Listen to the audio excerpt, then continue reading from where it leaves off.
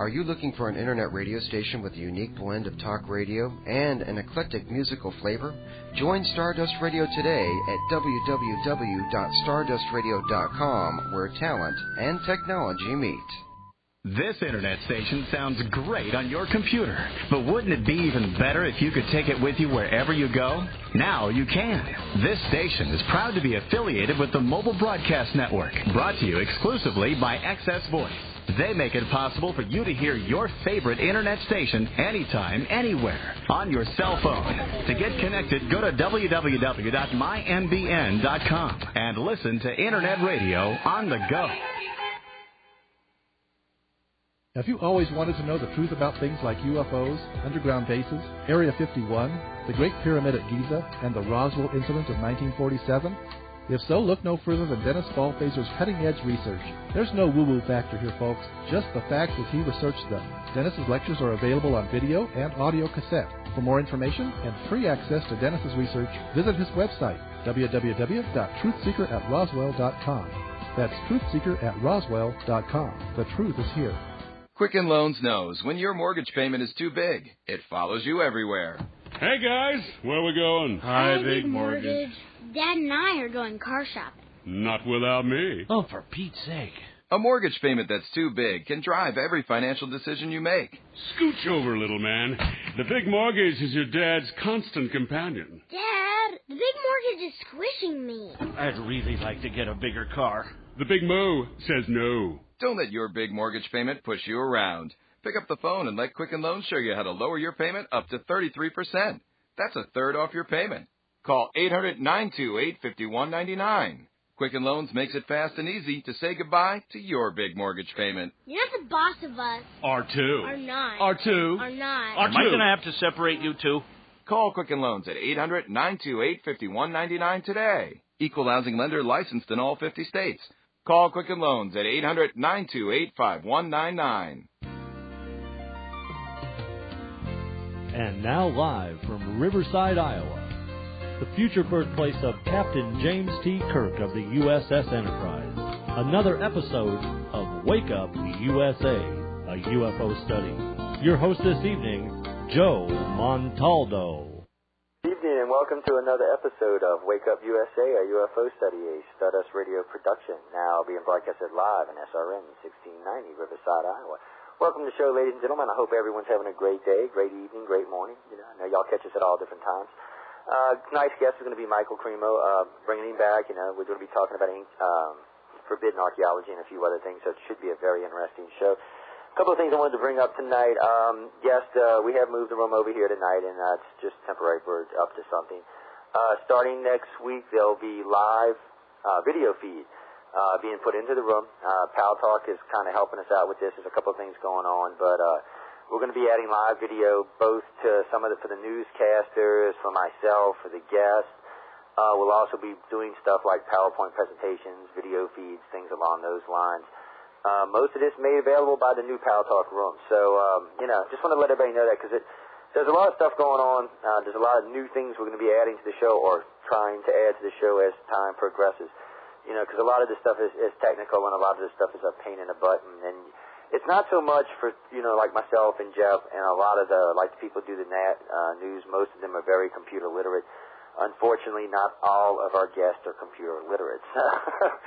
It can be challenging, to say the least. So, there's some things we got to work out. But be looking for that next week. We will be starting video. Y'all will have to see my ugly mug while I'm talking now, so I'll have to behave myself and not make funny faces while the guests are saying things. But otherwise than that, it should be interesting. Also allow us to do a few other things that we wanted to do. Adding video allows us to bring in video presentations as well. And there are some things like I'm trying to put a letter together right now because I want to ask the History Channel about something I had seen the other night. One of their shows they had dealing with cigar-shaped UFOs and airline pilots and things like that. And several locations in the United States as well as in Australia. It's one of their black box shows. And the thing of it is, guys, is there was material. Y'all know I've been doing this a really long time. There was material in this show that I have never seen before. It actually was something I had not seen. I was quite impressed with the presentation. I was quite impressed with the witnesses, the way the evidence was put together. the way it was handled. It was really a good presentation. So I'm going to try to, get hold of them to find out when it's going to air again, if there's any possible way we could use any of it for the show. I mean, because there's information that was very good, and I was very impressed with the show. So it's one of those things, Black Box UFO Secrets. That was it. It was on the History Channel or Discovery. I'd have to check and see, to be honest with you. But History Channel, okay. Well, that's easy enough. But it was really good. If you get a chance to catch it, because as far as the UFO buffs go, there was a lot of really good information there. There was some really good sightings, some really good video. They did get a little carried away with the animations, but still. But see, with this new Rum Pal Talk setting us up with and some of the other features with it, it allows us to do this kind of stuff. And it is something that Jeff and I and some of our guests have been talking about doing for a couple of months now. I think the first show will be up and coming real soon. As far as next week, we'll start the first video feed. I think the first video presentation will probably be within a week or two of that, so it's just a matter of time to see how that's going to go. But, it's one of those things that y'all should enjoy. It should add quite a lot to the show. It should move things on quite well. Also, too, it allows our guests to do PowerPoint.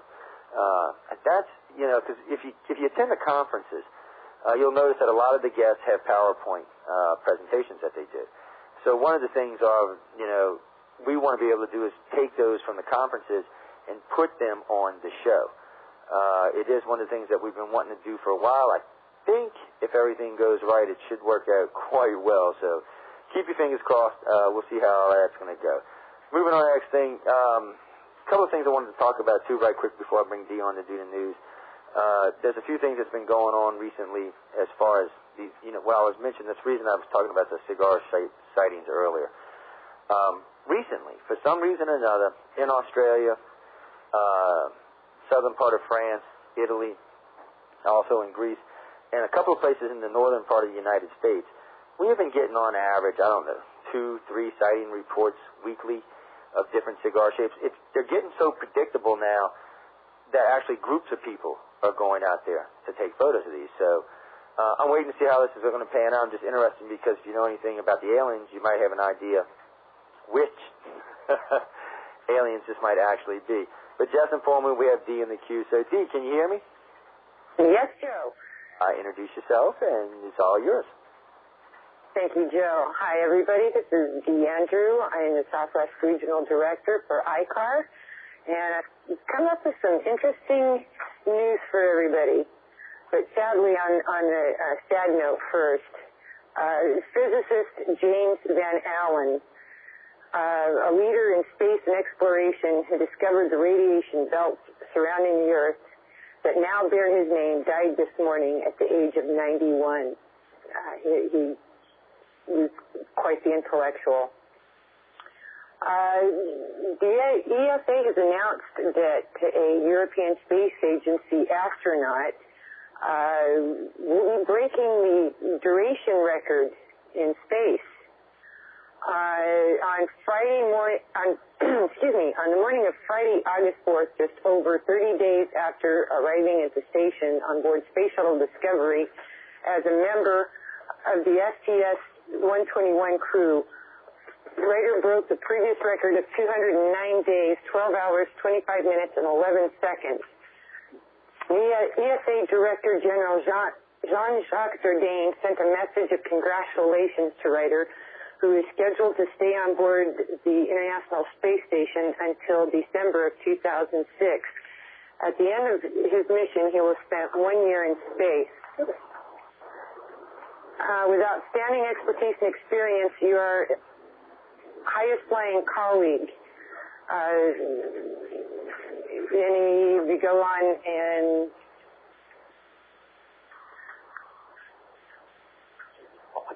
oh, shoot, man. I'm busy at the door. Somebody's at the door. Oh, my God, they're on me. Just one moment, please, guys. Hang with me. Uh-oh. I do having technical difficulties over there. Yes, I'm home alone. David hasn't gotten home from work yet. Oh, here, he can take care of it. Now I can get back to business here, guys. Sorry about that interruption.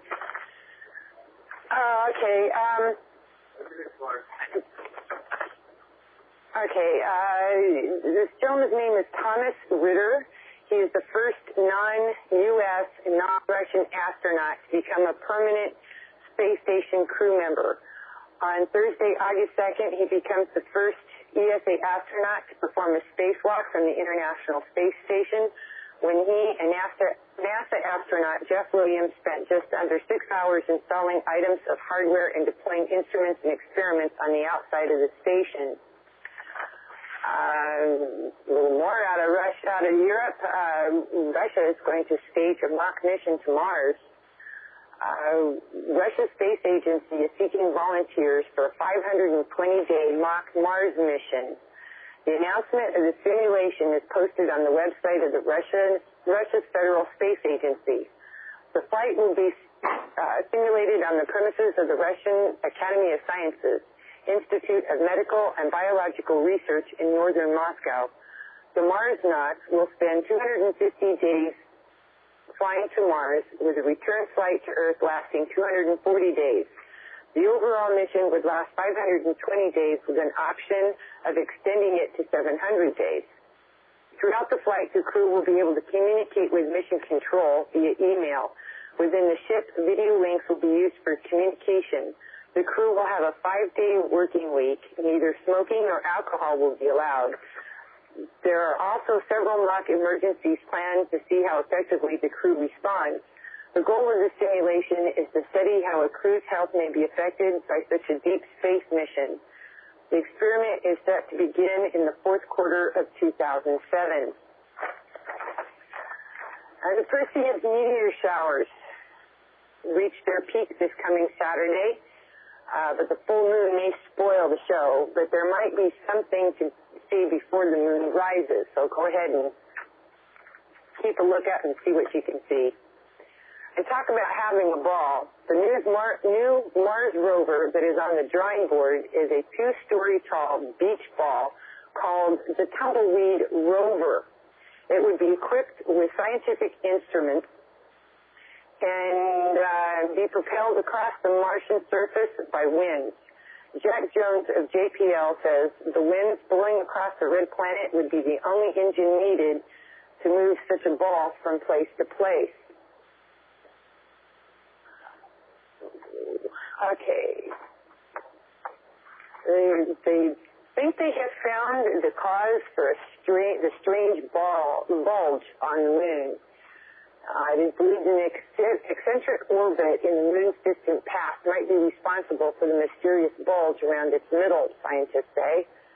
The excess material around the lunar equator has been known since 1799, when French mathematician Pierre-Simon Laplace first noticed it. The reason, however, has been a mystery until now. The moon's peculiar shape can be explained if the satellite moved in an eccentric oval-shaped orbit 100 million years after its violent formation when the satellite hadn't yet solidified.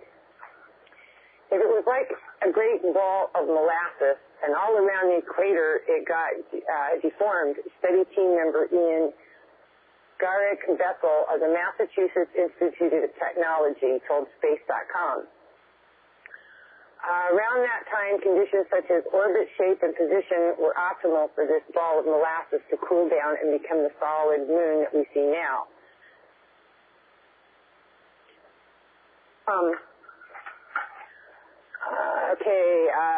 Possible mission to the Hubble telescope to repair, do some desperately needed repair, might commence in December of 2007.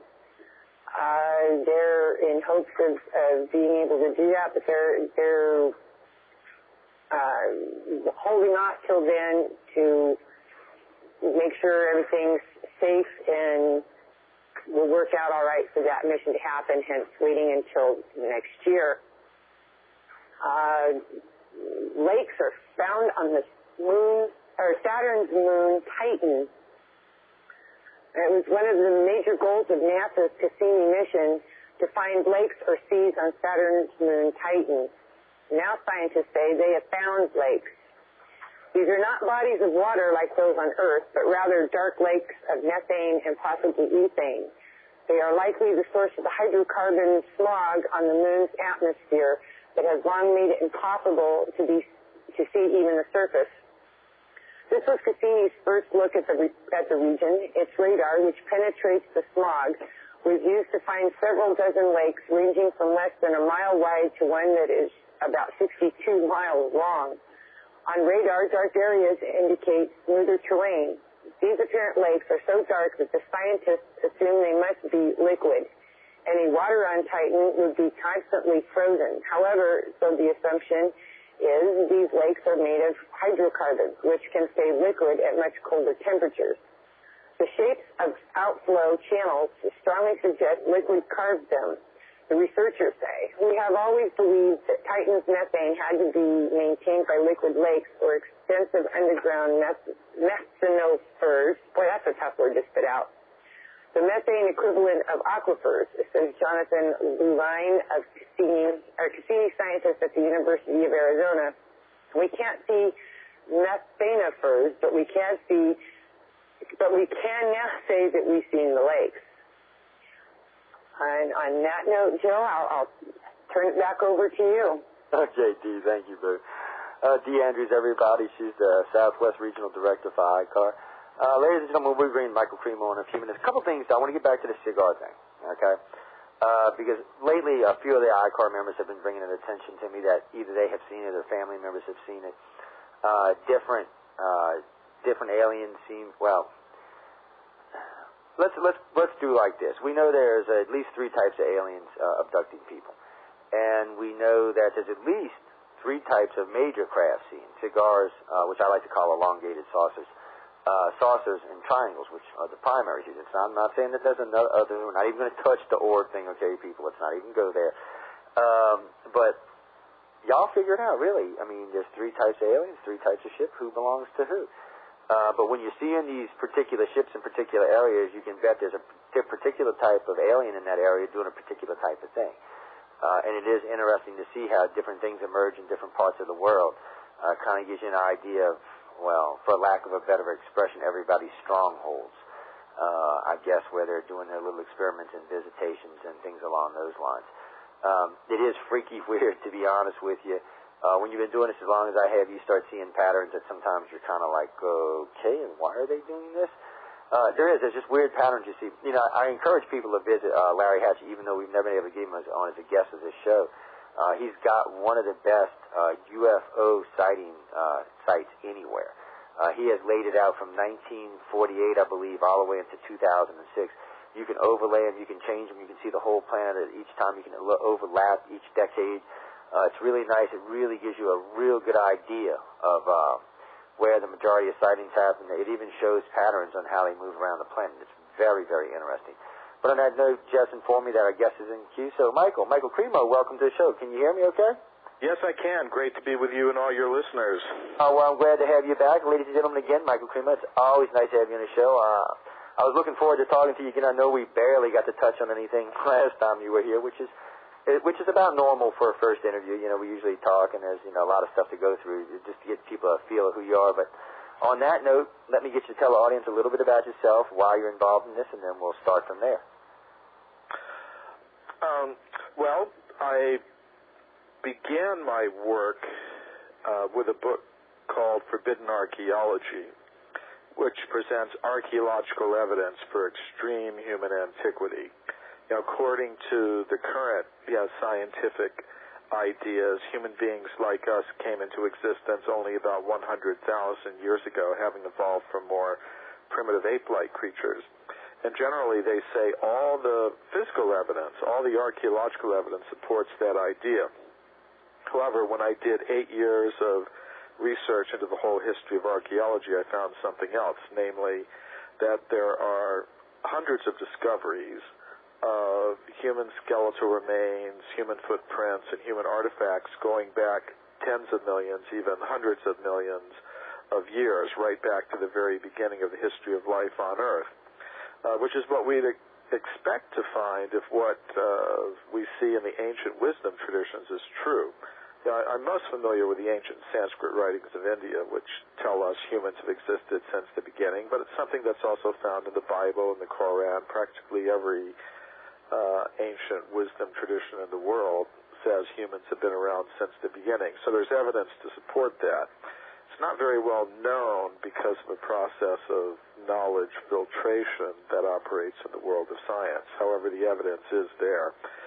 And then after that, people began asking me, well, if you've got all this evidence that contradicts the current theories of human evolution, then where did we come from? So to answer that question, I wrote my latest book, Human Devolution, a Vedic Alternative to Darwin's Theory, in which I basically say, well, we didn't come up from matter. We didn't evolve up from matter, as most scientists now say. Rather, we have devolved or come down from some higher level of the cosmos, a level of the cosmos dominated by pure consciousness, or spirit, if you like that word. Oh, spirit! The spirit word always makes me a little nervous. Yeah, well, then we can call it pure consciousness, if you like. That's a better one for me. Well, unfortunately, Michael, over the years I've noticed when it comes to spirit, everybody has their own meaning of what spirit is, and it seems to cause more confusion than it does anything else. But I'll let you finish. I didn't mean to interrupt you. Well, that's fine. But I think we can all agree that we're all conscious beings. You're conscious. I'm conscious. All of your listeners are conscious. Otherwise, we wouldn't be involved in this whole process of having a radio show with you asking questions, me giving answers, and people listening and maybe participating themselves. It may seem like something very difficult to talk about, like consciousness or spirit or whatever, but it's actually the foundation of our whole existence. I mean, we wouldn't be able to relate to the world, to ourselves, to others, if we weren't conscious beings. So it's the most fundamental aspect of our whole existence. It's something we all experience daily. And so it's really not something abstract. It's something very concrete in that sense. So I think, as I say, some people will want to label that thing, spirit or a soul or something like that. I prefer to call it a particle or entity of pure consciousness. But then it becomes like a question. Say, people ask, where did human beings come from? That's the topic of my research, really, in both of my books, Forbidden Archaeology and Human Devolution. So people ask, well, where did human beings come from? And I think before we even ask that question, it's better to first ask the question, what is a human being? Because that will set the direction for our research. Now, many scientists today think that a human being is simply a combination of ordinary material elements, iron, calcium, phosphorus. That's what we are. We're a combination of atoms. There's nothing more to it than that. We're just a material being, basically. But I think if we look at all the evidence that comes to us from various fields of scientific investigation, we're going to see that it's better to say that a human being is a combination of three things. Ordinary matter, yes, that's part of what a human being is, but beyond that, there's a subtle mind element, and beyond that, there's this element of consciousness. And when I say that mind and consciousness are elements, I mean that they have their own independent existence. They're not just temporary byproducts of electrochemical activity in the brain. There is such a thing as a mind element. And there's a lot of evidence for it. It comes, for example, from a lot of scientific research that some people will label psychic or paranormal, but it's research that's been carried out by scientists indicating that there is associated with the human organism a subtle mind element that can act in very strange ways that go beyond our current understanding of the laws of physics. It takes you into studies of psychokinesis, mind over matter, telepathy, the ability of one mind to communicate with another mind by not going through the ordinary channels of communication, but through more subtle channels of communication. And these things have been studied by noted scientists. And then there's evidence for a conscious self that can exist completely apart, from the body. It comes from evidence of reincarnation memories, evidence of out-of-body experiences, and things like that. So when you put it all together, when you put all the information that comes to us from various fields of scientific investigation, we're going to see that a human being is a combination of matter, mind, and consciousness. You sort of look at it in terms of a computer analogy. Like you have the computer hardware, and then you have the user. And for the user to use the computer, it needs some software that allows the user to interact with the computer to do particular things, like word processing or email or something. So we're sort of like that. Our physical body is like the computer hardware. Our mind is like the computer software that allows us, the user, to interact with the physical machinery of the body and use it for different purposes. So we're all sort of like that. So then if we want to explain where we came from, well, we have to explain, well, where did the consciousness come from? Where did the mind come from? Where did the matter come from? How do they all come together in the human form?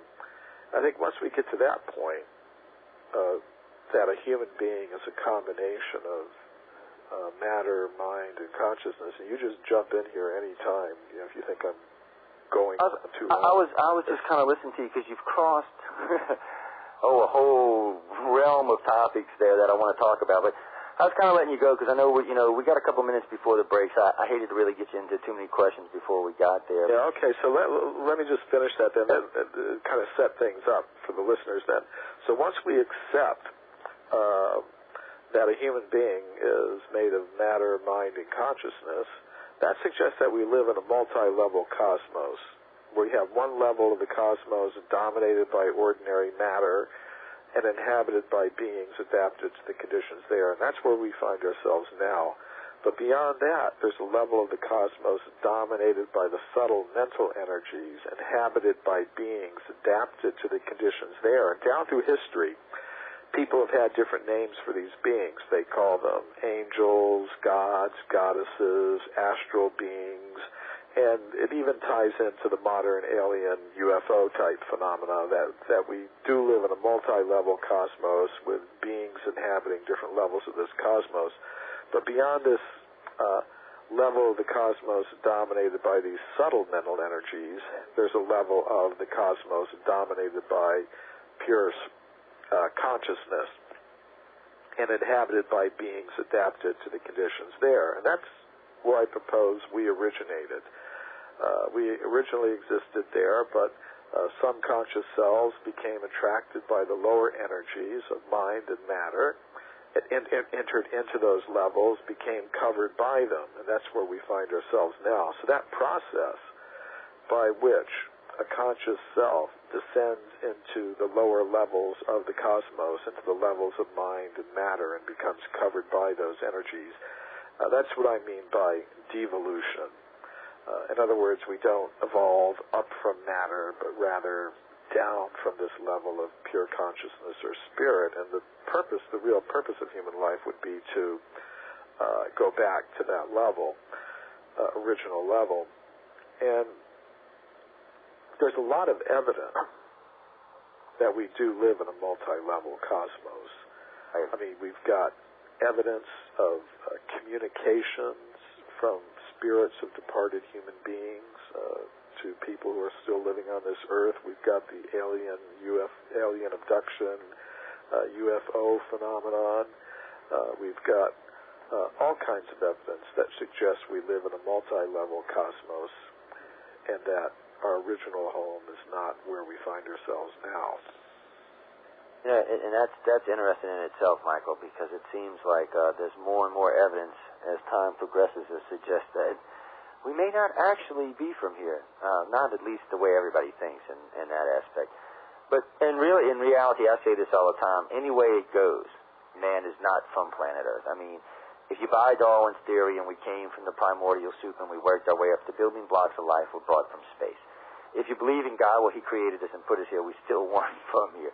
If E.T. brought us here, well, we still weren't from here. And even if we evolved downward and out and across and then back up again, we're still not actually from here. So, I don't know. It just always seems to point to somewhere else. I'm not exactly sure why it just does. But it's something interesting you said. It got me to thinking about something.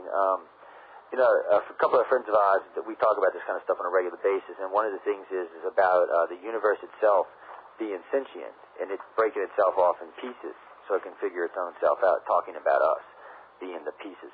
But on that note, ladies and gentlemen, we got to take a break, so I want everyone to please stay tuned to Wake Up USA, a UFO study, a Stardust Radio production, now being broadcasted live in SRN 1690, Riverside, Iowa. I'm your host, Joe Montaldo. I'm sitting and speaking with Michael Cremo, and we'll start taking some questions when we return, so please stay tuned. Are you looking for an internet radio station with a unique blend of talk radio and an eclectic musical flavor? Join Stardust Radio today at www.stardustradio.com, where talent and technology meet.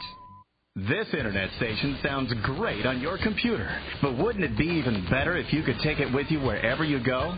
Now you can. This station is proud to be affiliated with the Mobile Broadcast Network, brought to you exclusively by Access Voice. They make it possible for you to hear your favorite internet station anytime, anywhere, on your cell phone. To get connected, go to www.mymbn.com and listen to internet radio on the go. We're talking with Paul Dow of Timeshares Only. Paul, I hear you're giving people the secrets to selling their timeshares, and now you're also giving them a free $500 shopping spree. Is that right? That's right. A $500 shopping spree just for posting your property with Timeshares Only. And that's in addition to learning the secrets and turning your timeshare into cash? Learn the secrets, get cash, plus get a $500 free shopping spree when you post your property. So that's like a triple bonus. How can you lose? You can't. There are over 10 million people out there looking to buy a timeshare, and nobody can connect them with your property better than Timeshares Only. And you get a $500 shopping spree free. And if you call now, we'll also tell you the secrets to selling your timeshare free. That could all add up to big money. So call 1-800-921-0869. That's 1-800-921-0869. If our consultants are busy, please keep calling. Call now, 1-800-921-0869. That's 1-800-921-0869. If you're one of the millions of Americans that suffers from acne or knows a friend or a loved one suffering, please turn up your radio and take down this life-changing information. Introducing Epiclear, the revolutionary new advanced skin treatment imported from Europe, formulated to help get rid of pimples and prevent further breakouts. Great for all ages and most skin irritations, Epiclear is doing something that no other acne treatment formula has ever done. Ever. We're so confident that Epiclear will clear up your skin that we're willing to let you try it for free. That's right, you heard free, and we mean free. Over a $70 value delivered without a prescription right to your house. Call now while free supplies last at 1-800-656-5993. Nothing to risk and everything to gain. Call Epiclear at 1-800-656-5993. That was 1-800-656-5993. Limit one order per household, please. Call 1-800-656-5993. Shipping and handling not included. SRN 1690 AM, Riverside, Iowa, and around the world on the Stardust Radio Network. www.stardustradio.com. You're listening to the Stardust Radio Network, where talent and technology meet. Welcome back, ladies and gentlemen. I'm glad to see everybody coming back to Wake Up USA, a UFO study, a Stardust Radio production, now being broadcasted live on SRN 1690, Riverside, Iowa. I hope everyone's enjoying the show. I know we got a lot of friends all over the planet, so I appreciate the ones that are getting up early to see us. I appreciate the ones that are staying up late to hear us. So, and remember, thanks to Pal Talk, we will now be adding video features to both the guest, myself, and any PowerPoint video or presentations like that might be added. Just wanted to bring it up once again. Michael, there's a couple things you said before we went to break. It just got me thinking about a lot of things. And when we talk about contactees, in general, we meet people who seem to possess a higher amount of particular abilities. It's not that I don't think everybody on the planet has them, because I do think in some basic form, everyone has some type of sixth sense, psychic ability, whatever you want to call it. It just seems like it's dormant in most people. But over the years, I've been meeting all these different contacts. I've never met one that wasn't empathic.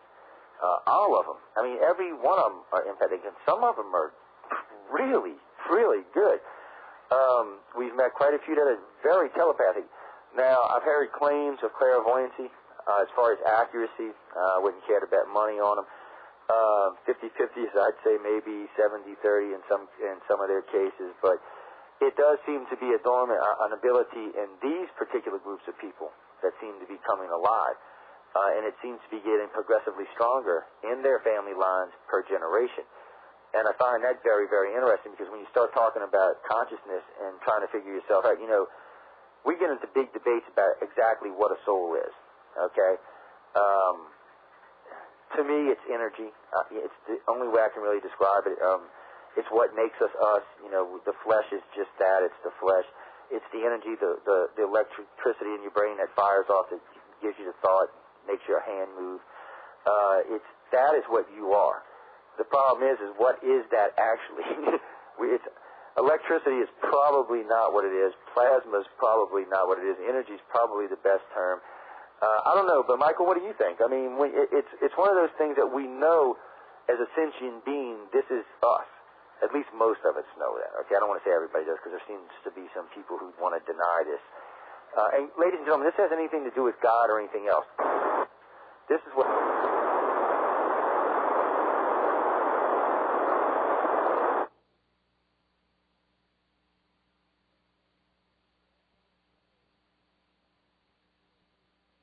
Hear you, right? Okay, we seem to have lost him, Michael. So, ladies and gentlemen, everybody just stay tuned here for a second, and we'll get Joe back here in the queue. Can you hear me? I can hear you fine, Michael. Okay, I lost the show, however. It was just static. I couldn't hear Joe. I think Joe just fell out. Okay. He's in a remote location. Because, I kind of lost him. He was talking, and I just lost him. Okay, well, Michael, we're going to get him back. And ladies and gentlemen, while we do that, which will only take a few moments, we're going to let everybody know that if you've got questions for Michael or Joe when we get him back here, call us toll-free 1-877-213-4329, and we'll certainly put you on the air with everybody here. So in the interim, ladies and gentlemen, how appropriate for a show like this, you can tell it's live radio. Let's take a listen to this, and we'll be right back to resume the show when we recover Joe, as he's been abducted. He's been beamed away. We'll be right back after this.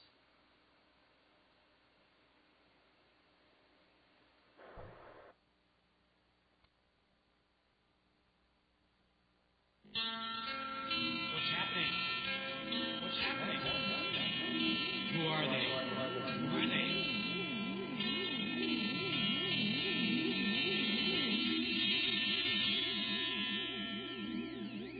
They're taking us off. They're taking us.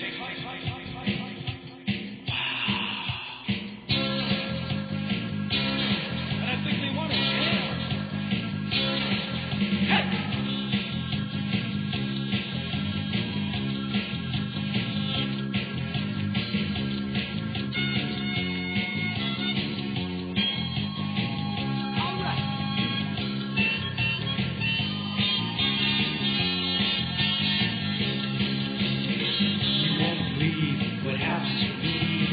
Stranger than land, stranger than sea. I was driving my car on a lonesome road. Then what happened made my mind explode. I was abducted by aliens. Oh, to my surprise, rocking with the aliens, what it's like to see.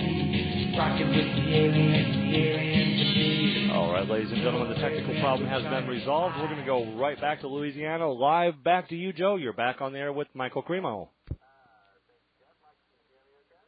Yeah, I can hear you now. We lost you for a moment there.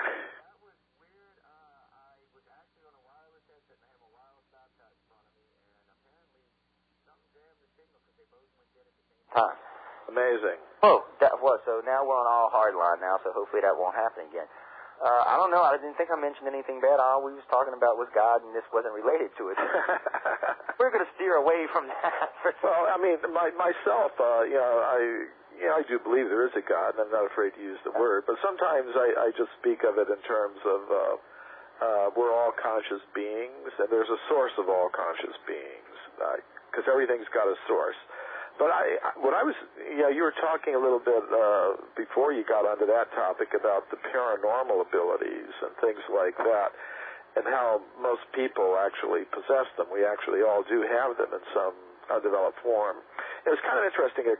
About 2 years ago, I was invited to speak at a conference in Canada, in Montreal, and one of the other speakers there was a man named Stephen Schwartz, who was originally in the U.S. government, military and intelligence agency studies on paranormal science.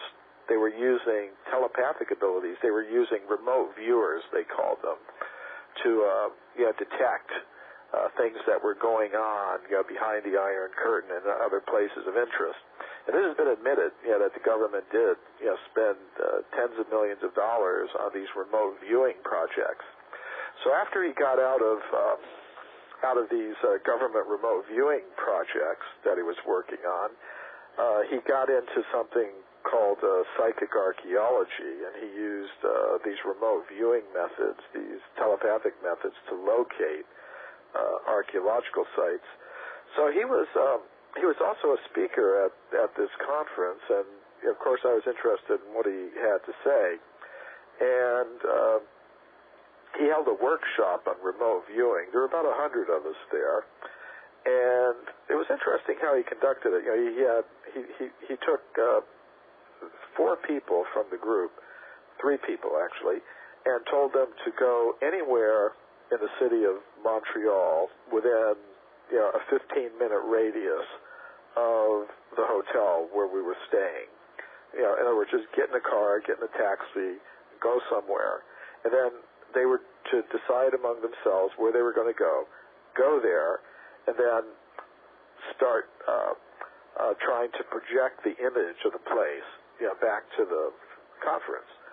So there were about 100 of us waiting. The group of 3 went out. They went somewhere in Montreal, and while they were there, they were also filming the place on a video camera. And then Stephen Schwartz kind of asked the rest of us who were standing there just to kind of open ourselves up and begin writing down the imagery that we were receiving. He said, don't let your mind interfere with it. Don't try to analyze it. Just whatever comes into your mind, just start writing it down. And then he kind of guided the process by saying, what do you see when you look up? What do you see when you look down? What do you see when you look left, right, front, behind, etc.?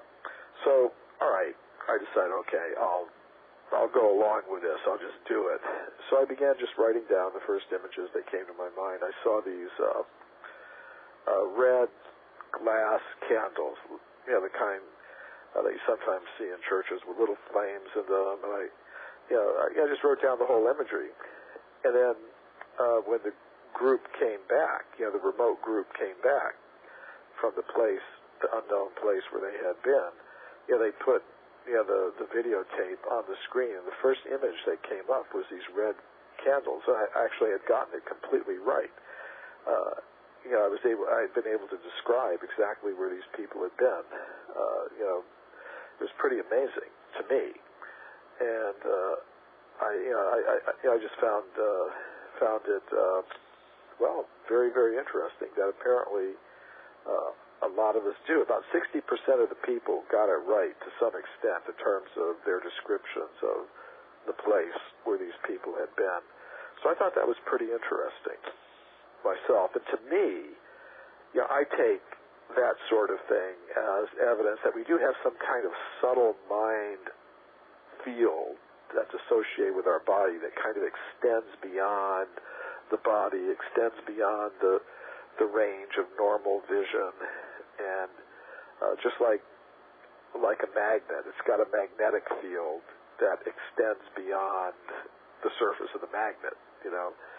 So I think each of us has a kind of a mind, not a mind, but a mind, M-I-N-D field that extends beyond our the range of our normal vision, and some of us are able to make use of it at times. Oh, I agree. I think that I do agree that the field kind of extends outward from us, and I think sometimes if you can take yourself, your energy, whatever you would like to call it, and flip it over into the, well, for lack of a better word, the cosmic consciousness. Somebody really needs to redefine a lot of these terms, but still, it seems like there you could actually stretch it out and expand it even more, since it would be more along an energy field. Or right, yeah, I think that's right. If you go into the literature on this stuff, I mean, not just the modern scientific literature, but if you investigate different cultures and things like that, see, people would have some pretty amazing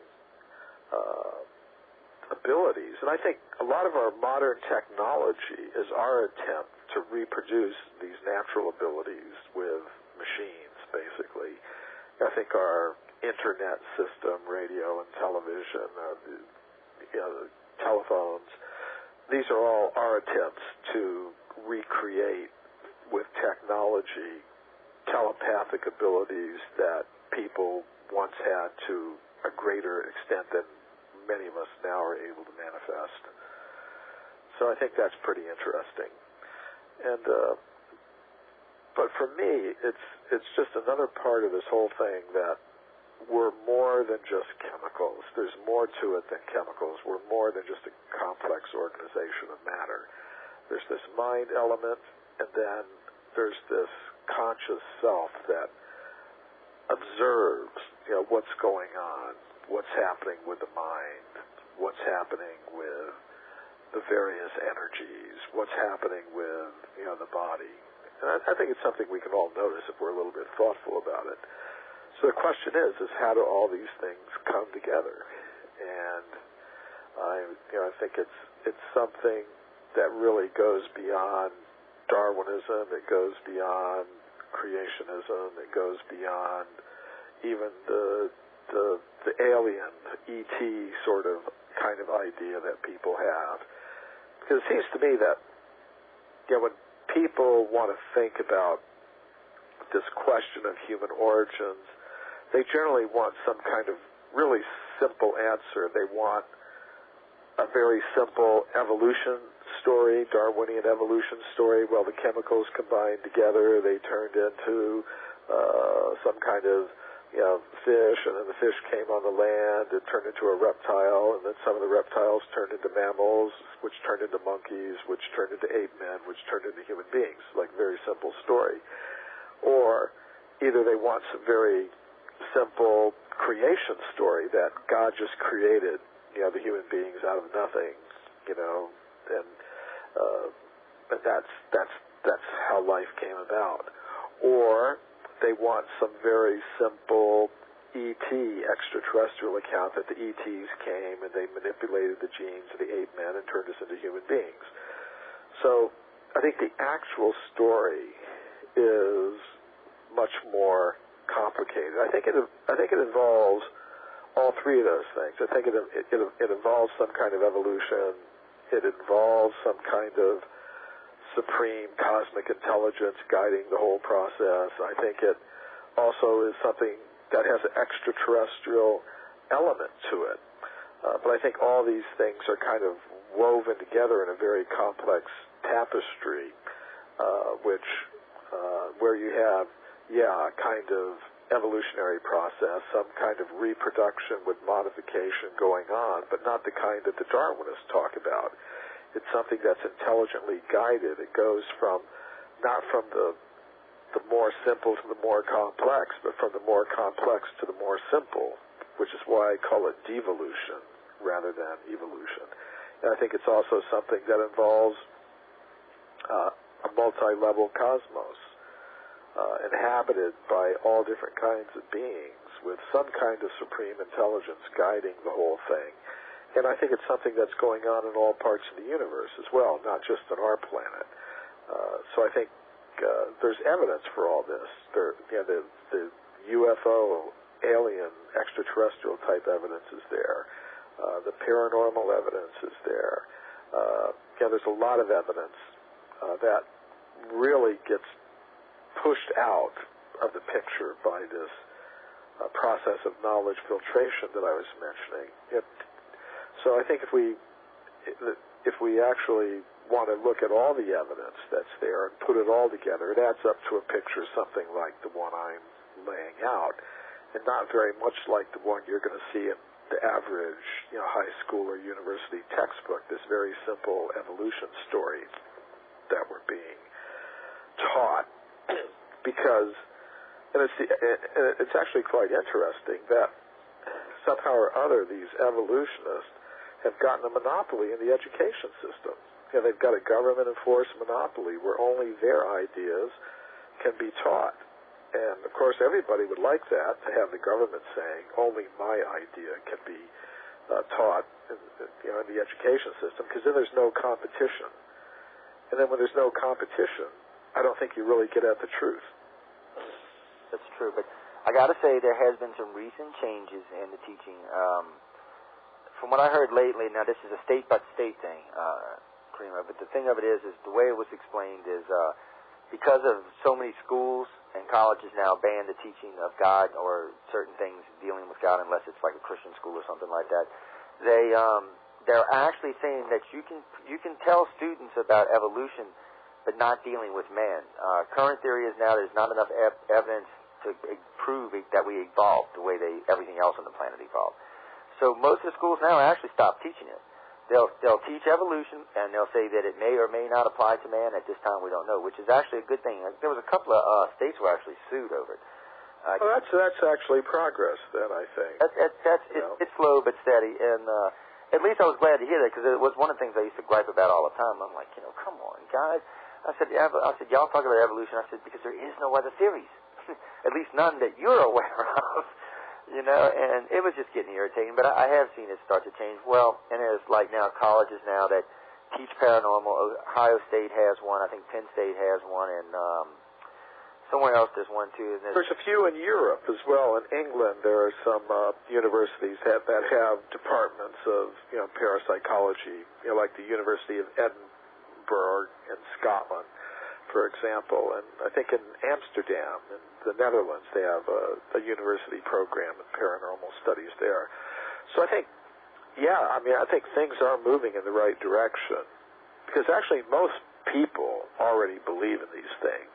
It's like there are Gallup surveys that have been done that show most American people, they believe there are extraterrestrials. A good percentage of them believe they've actually seen UFOs. Most people, 40, 50, 60%, believe in and have experienced paranormal phenomenon of different kinds. So, and actually, 80% of the people don't accept the theory of evolution as it's taught in the schools. So I think most people are already on our side, but we've gotten ourselves in this strange situation where you've got some particular group of scientists who don't even represent all scientists, who have managed to get a stranglehold on the education system and the legal system, so that they're trying to keep their ideas intact and freed from criticism and freed from alternatives. And I think it's something that, as Americans, we really don't like so much. Say if our government tells us, okay, you can only listen to one radio station, or you can only read one newspaper, or only buy one kind of car or truck, we don't like that. Or say you can only vote for one political party, we don't like that kind of stuff. But our government, through its judicial system in a lot of places, is saying, well, your kids can only learn this one idea about human origins. And I think if some of the kind of things that you're talking about are happening, that's progress in the right direction. It's slow, but it is. It is getting better. And I do. When I talk to most people, you'll ask them a question dealing with paranormal or UFOs. Even scientists today, if I ask a scientist, do you think extraterrestrials exist? about 99% of them will tell me, well, yeah, I think they exist. Now, they may not think they're visiting the planet, but they do think they exist. So that's a big improvement just over 10 years ago. And as our technology evolves and more of our scientists can see that, whoa, you know, it looks like we're going to start colonizing space, then it becomes a much greater chance that this planet is being visited or has been being visited. So it is interesting the way it's working out, and it works the same way for the paranormal because we're actually starting to understand more of this. And it does, like what a lot of people consider to be ghosts or other things along those lines, even poltergeist. I was talking to a couple of people, and there's a gentleman out of Harvard, and one of his theories is that this is dimensional bleed-through. Not all of it, but a good majority of what we consider to be ghosts is dimensional bleed-through from a parallel dimension. And it does make a lot of sense because a lot of what people say, I'm like, well, yeah. It's just, and he's got some really good evidence to back it up. So I don't know. We'll have to wait and see how that goes. But I'm just glad that Harvard professor actually took an interest in this. You know, I was thinking to myself, all right, we're going to make some progress here. We might actually learn something from this guy. And some of the stuff I really think, Michael, at least in our state today, will be unexplainable. Probably for another several thousand years, a lot of it. Maybe longer than that. There's some just fundamental questions I don't know if we'll ever get the answer to, or if we'll ever get the answer to when we're in this state of being, I guess might be a better way of explaining it. Questions about the universe, I'm just not sure that this technology is not going to answer, not anytime in the next million years anyway. And by that time, I'm assuming we should have achieved some kind of intellectual standard that we can't even conceive today. So, I don't know, I guess we're just going to have to wait around and see. For us, it's kind of rough, Michael, because we're like in the babies. You know, we're still in the womb. We haven't even really broken the veil yet. We're sitting here on Mother Earth, and we don't really understand our planet. You know, one day we're saying global warming is caused by man. One day it's by solar flares. One day it's by this. You know, we're just really pretty much ignorant. I hate to say it, but I mean, that's a good place to start out, you know. Yeah, I mean, I think you're right. I think, yeah, well, we may be babies, but we've got to take our little baby steps, you know. You're going to fall on your head. I mean, that's forward. Yeah, I mean, that's just part of it. And I really think though that if the planet doesn't go bug-eyed on us here in the next 5 or 6 years, I really think there'll be some significant progress in all of these fields. Because more and more people, more and more key people, I should say, are becoming interested in this. It's not that there's not already a ton of people interested in this stuff, but they're not the right people. And you're starting to see more people, the right people, actually get involved now. And they're not convinced of the regular old stories, oh, it's a weather balloon, or it's this, or it's a piece of swamp gas going through. Some people may say it's a ghost, some people may say it's a UFO, and the scientists say it's swamp gas. A lot of these scientists aren't buying these explanations. Well, a lot of these guys have had experiences themselves in the field, so they're kind of thinking, wait, man, somebody's just blowing smoke here, and we're going to figure out why. So it is better. I just don't know where it's leading to. Right now, everything seems to be going, and I don't know if this is true for you, but when I talk to people about these, they seem to be going in 60 different directions. Well, I think what's happening is we're entering into a period in the Earth's history, you know, the cultural history of the Earth, where we're negotiating a whole new picture of reality. I think a lot of people decided that the previous picture, it's not good. You know, it's not sufficient to explain everything. It's not satisfying our needs, really. So what's happening is a lot of people now are going in a lot of different directions, you know, trying to figure out what the new picture should be, you know, basically. And then I think what's going to happen is all those different groups, they're going to negotiate a new picture of reality. You know, and I think this happens periodically in the history of the Earth. And I think we're going through one of those major intellectual shifts right now, and I think we should expect it to be a little bit confusing because we're giving up. We're starting to see that the old worldview isn't adequate. You got lots of different people, different parts of the world, different mentalities, you know, like trying to figure out what the elements of the new picture should be. And I think we're going to come together, and I think there are a lot of parties to this. I think even the mainstream scientists, as you mentioned, they're kind of moving in that direction. You've got the UFO and alien abduction type researchers, the paranormal researchers, people working from different maybe spiritual points of view, people of all different points of view trying to come up with something. So I think that's why you see, in one sense, that people are going in 60 different directions. But I think that's also why you see progress being made, because I think gradually we're going to come to some new consensus about the nature of reality, the nature of the universe, our place in the universe, and things like that. So it might be better if we were living in a time, where things were a little more secure, where everybody did agree on some fundamental picture of reality. That would make things pretty easy. But on the other hand, it's very challenging. I think it's really a wonderful time that we live in. I do too. I mean, people always gripe and complain about it, but there's a lot of things about today that I really enjoy our little planet. I really do. Don't get me wrong. I think there's room for improvement everywhere, but I think it's much better than it was even 10 years ago, even 20 years ago.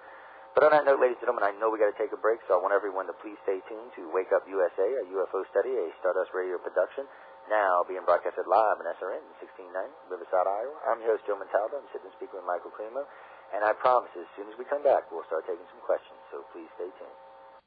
This internet station sounds great on your computer, but wouldn't it be even better if you could take it with you wherever you go?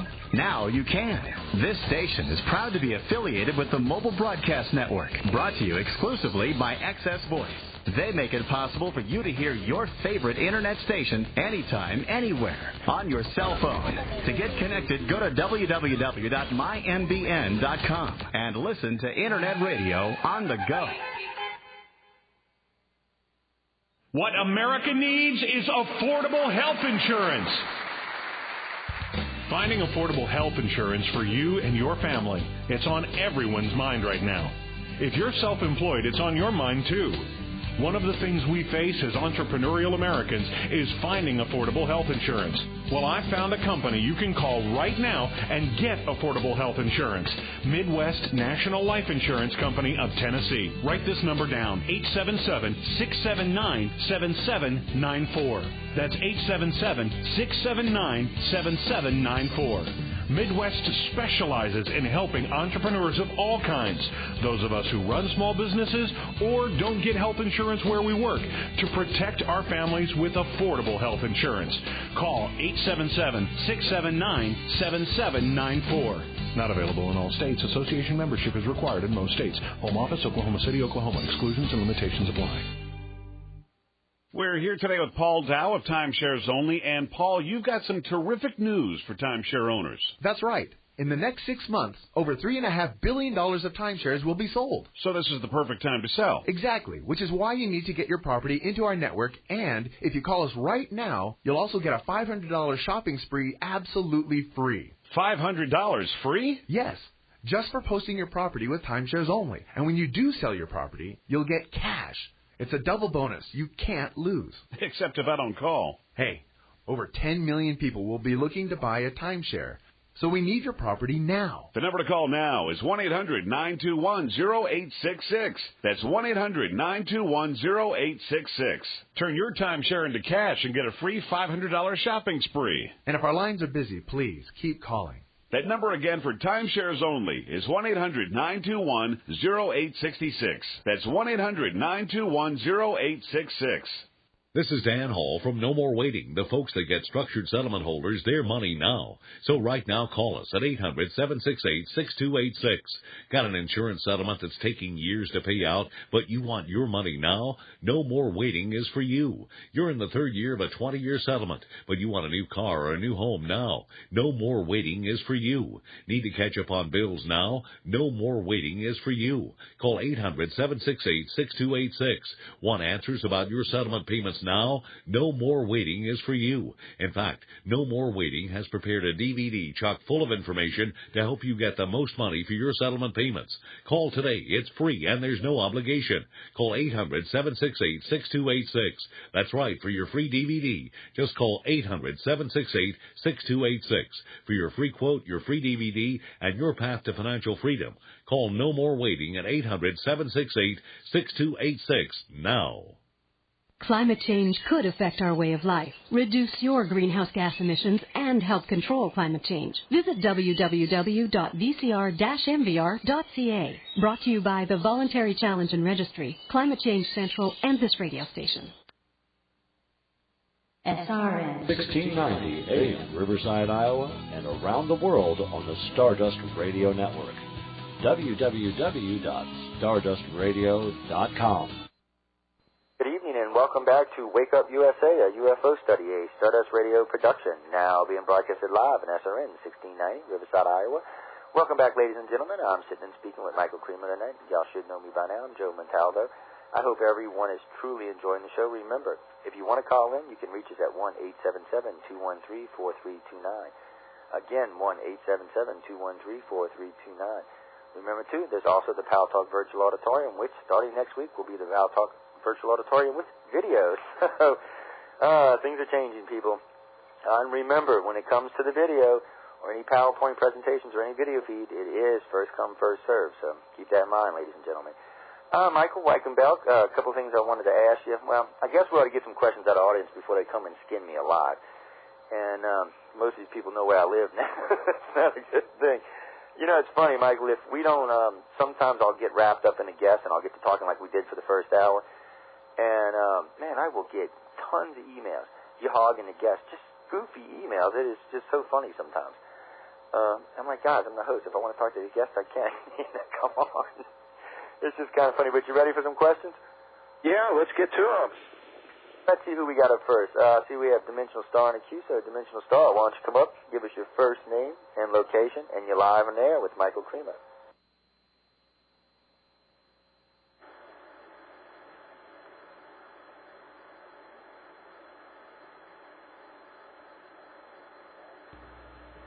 Hello, Mr. Cremo. My name is November, and I live in Oregon. And your earlier statement on consciousness and mind and the comparison with computers and hard drives and software, I really liked that. That was really a simple way to show how we might be actually evolving. What my question is I speak to a lot of people who feel that they are being educated in a way that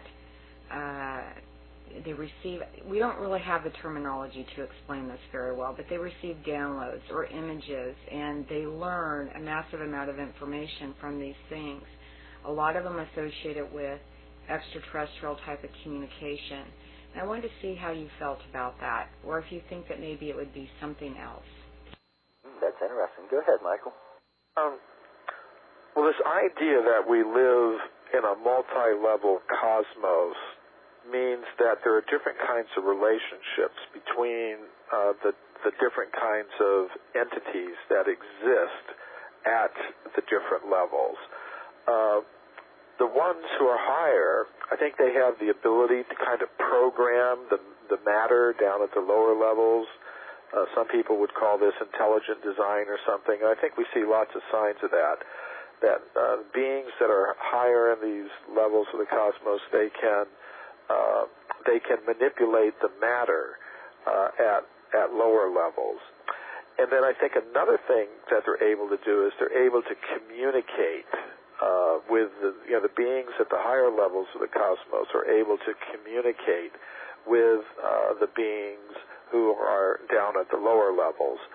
And of course it's a two-way channel of communication, but I think you're right. I think down through history, we see that a lot of the human knowledge that we have has come from these higher sources in one form or another. It's not that, if we look at the ancient literatures, that we see that they got all their knowledge from establishing universities and, like using test tubes and computers and things. A lot of their knowledge came from these higher sources.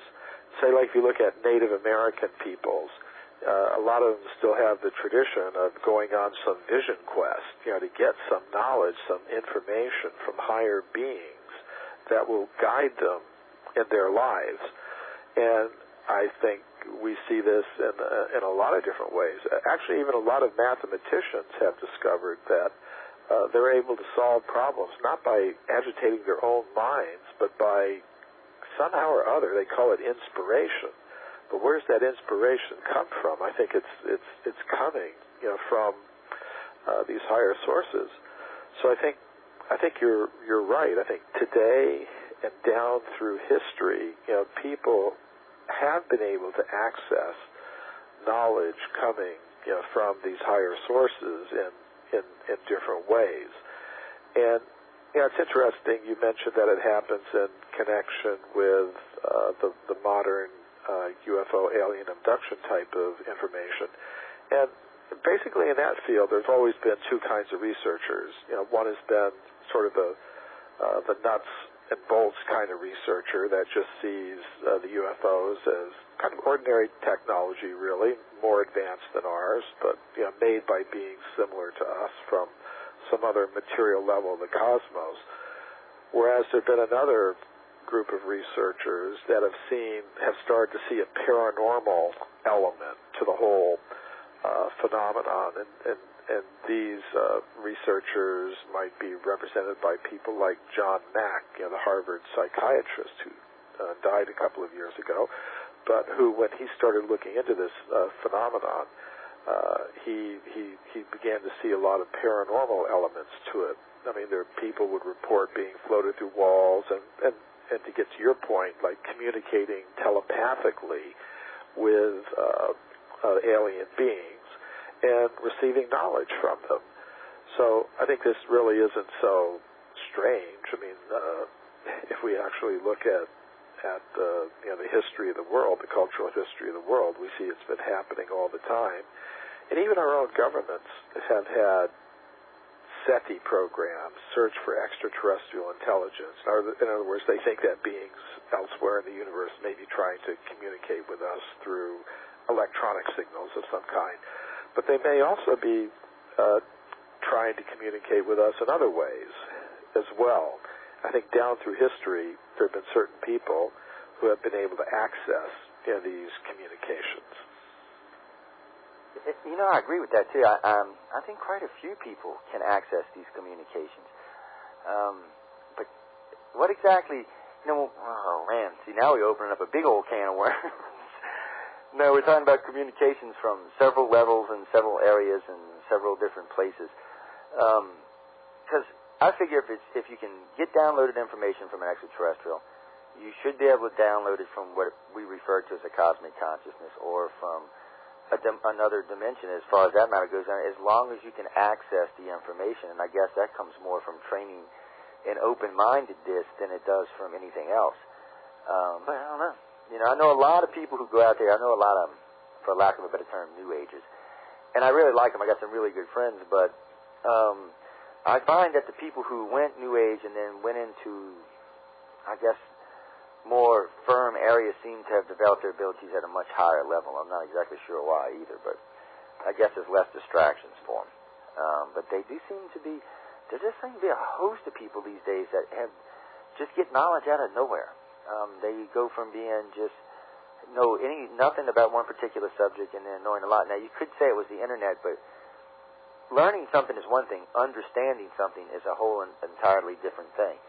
And, I can teach people all day long to work on computers or do construction work like I do, but understanding it is an entirely different thing. And these people seem to not only be learning what it is, but they seem to be understanding it as well. And that seems to be an evolutionary step there. What do you think, Michael? Well, I think so too. I think it all depends on. See, for a long time we've had the idea that we are the most intelligent people in the universe, and we're all kind of taught from the time we're kids. We're sort of taught to present ourselves at, like, we are number one. I am. You go to a job interview or to an interview to get into a university or anything. You're kind of taught to present yourself as number one, basically, that you know it, you've got it, you know it. Whereas in some other cultures and down through history, there's been the idea that, well, like you were saying a little bit early in the show, it's like we don't know it all. We're like little babies, really, and we may need to to admit that there are higher sources of knowledge in the universe. There are intelligences that are beyond our intelligence, and we should be able to accept that. I practice a spiritual discipline myself. It comes from India, and it sort of involves, the idea that, well, yes, there is knowledge coming down from higher levels of the cosmos, from some supreme intelligence. It's been happening since time began, really, and some of the communications are in written form now. They've been written down, and some of them can still be accessed directly, but it's like you say, you need some guidance and instruction. You have to be able to receive these things. It's like if you have, say, like there are a lot of, right at this moment, there are a lot of electronic signals in the air. There's all kinds of television signals, cell phone signals, radio signals in the air, but you can't pick them up unless you've got a properly tuned receiver. If you got the properly tuned receiver, then you'll get the television signals. You'll be able to see them. If you've got a properly tuned radio, you'll be able to pick up, the radio signals. If you've got a properly tuned, cell phone, you'll be able to pick up, the mobile phone, signals and whatever. So it depends on having, a proper instrument that's properly tuned to pick up the particular signals. So down through history, there have been, different systems of contemplation, meditation, yoga, prayer, whatever, that are just meant to do that. To put human consciousness, which is actually a signal receiver, basically. It's designed to receive signals, but to put it in the proper state, properly tune it to receive the right signals. Of course, now we're getting like a lot of signals. People understand that consciousness is meant to receive signals. So there are a lot of people in this world, a lot of very intelligent people who are trying to get into our heads, who are sending us signals with messages that are meant, to keep us entangled in our current state. Buy this, buy that. There's a lot of people understand that the human consciousness is meant to pick up signals, and they try to exploit that for different political and economic and cultural purposes. So just like there's a lot of different television stations out there, so you have to tune if you want to get the beneficial programming and not just the commercials and the political propaganda and all the manipulative stuff, you got to tune into the right channels. So I think it's the same with our human consciousness. We've got to learn how to tune it to get the right messages, from these higher sources.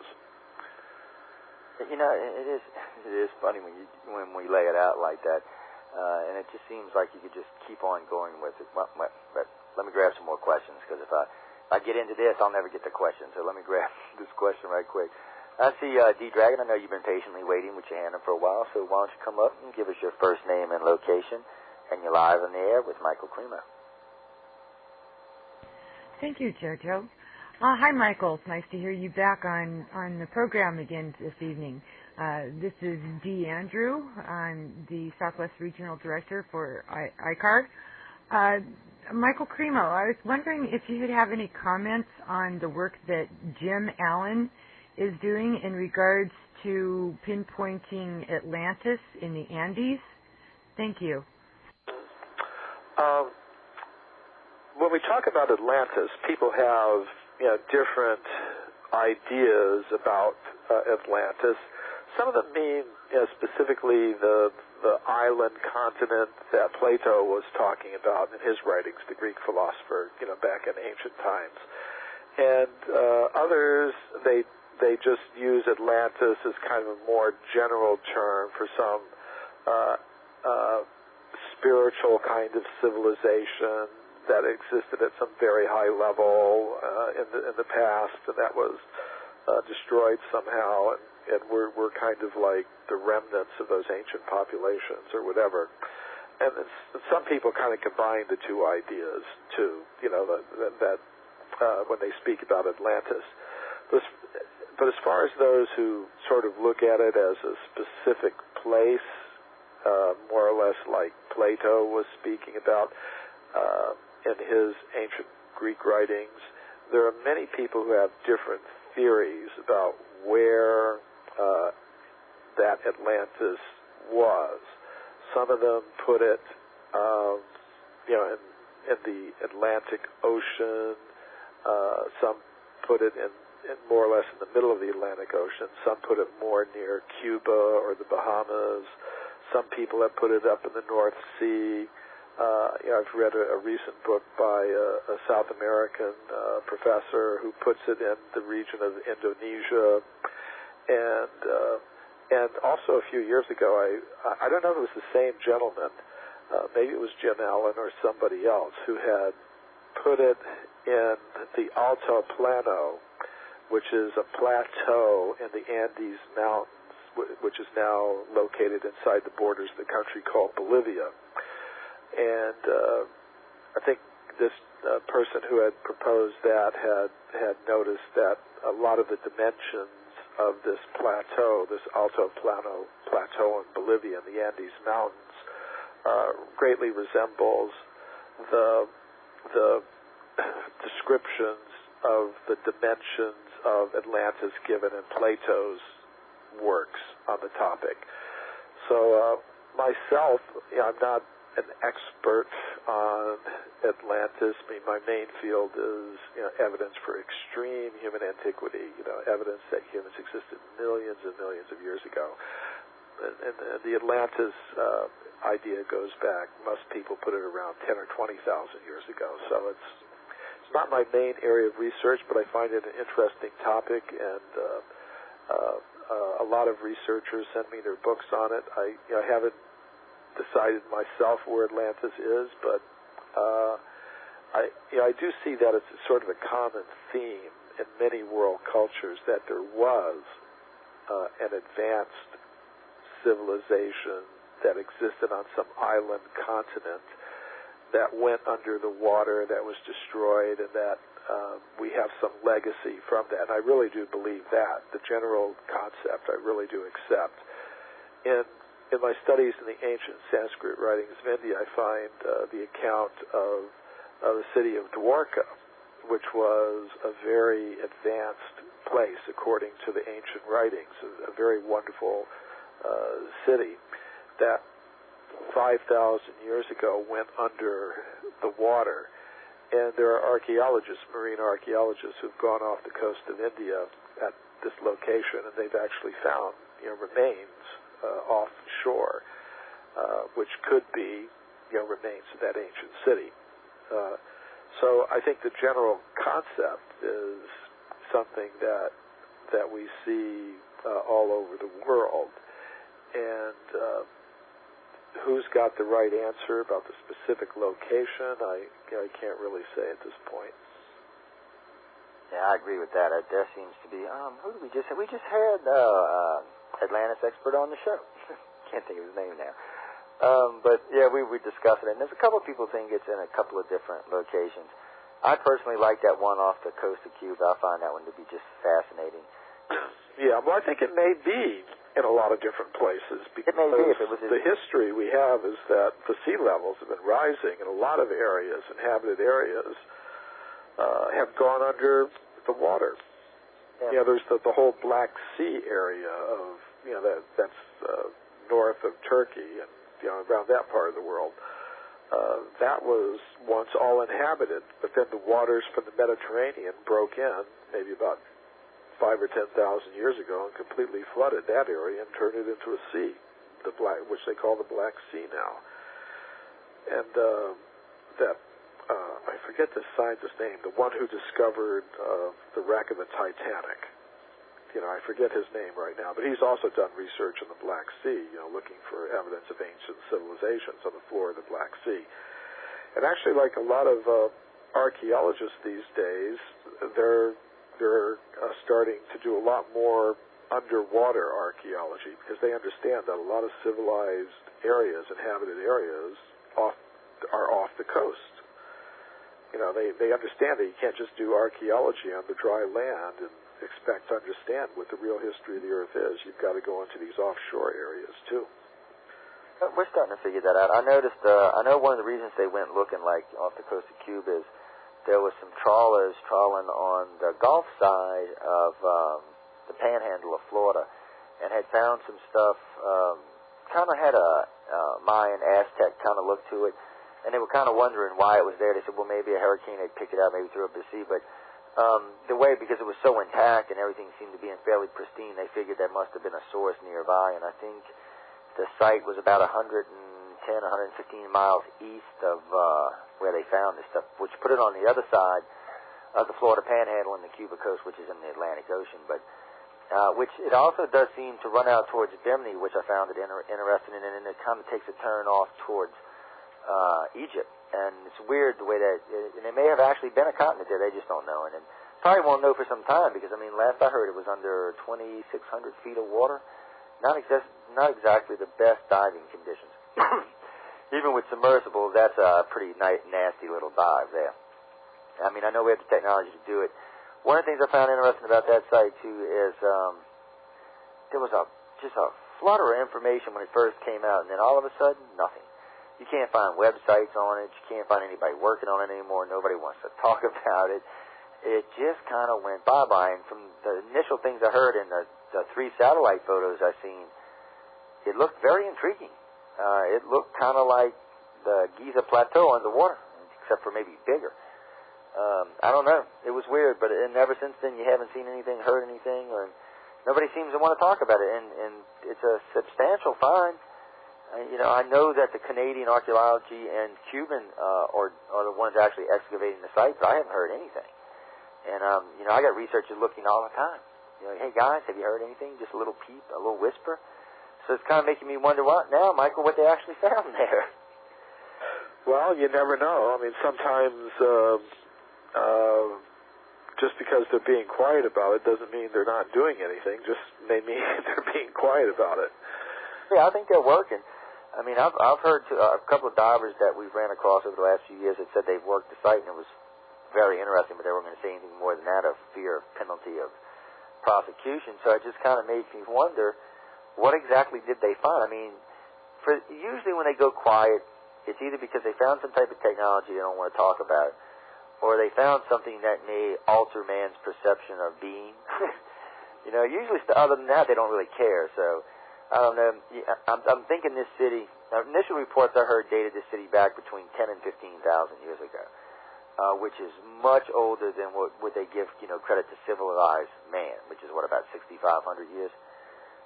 Right. Yeah. That normally they would say that the first cities, came into existence around that time. There's also a case in India like that.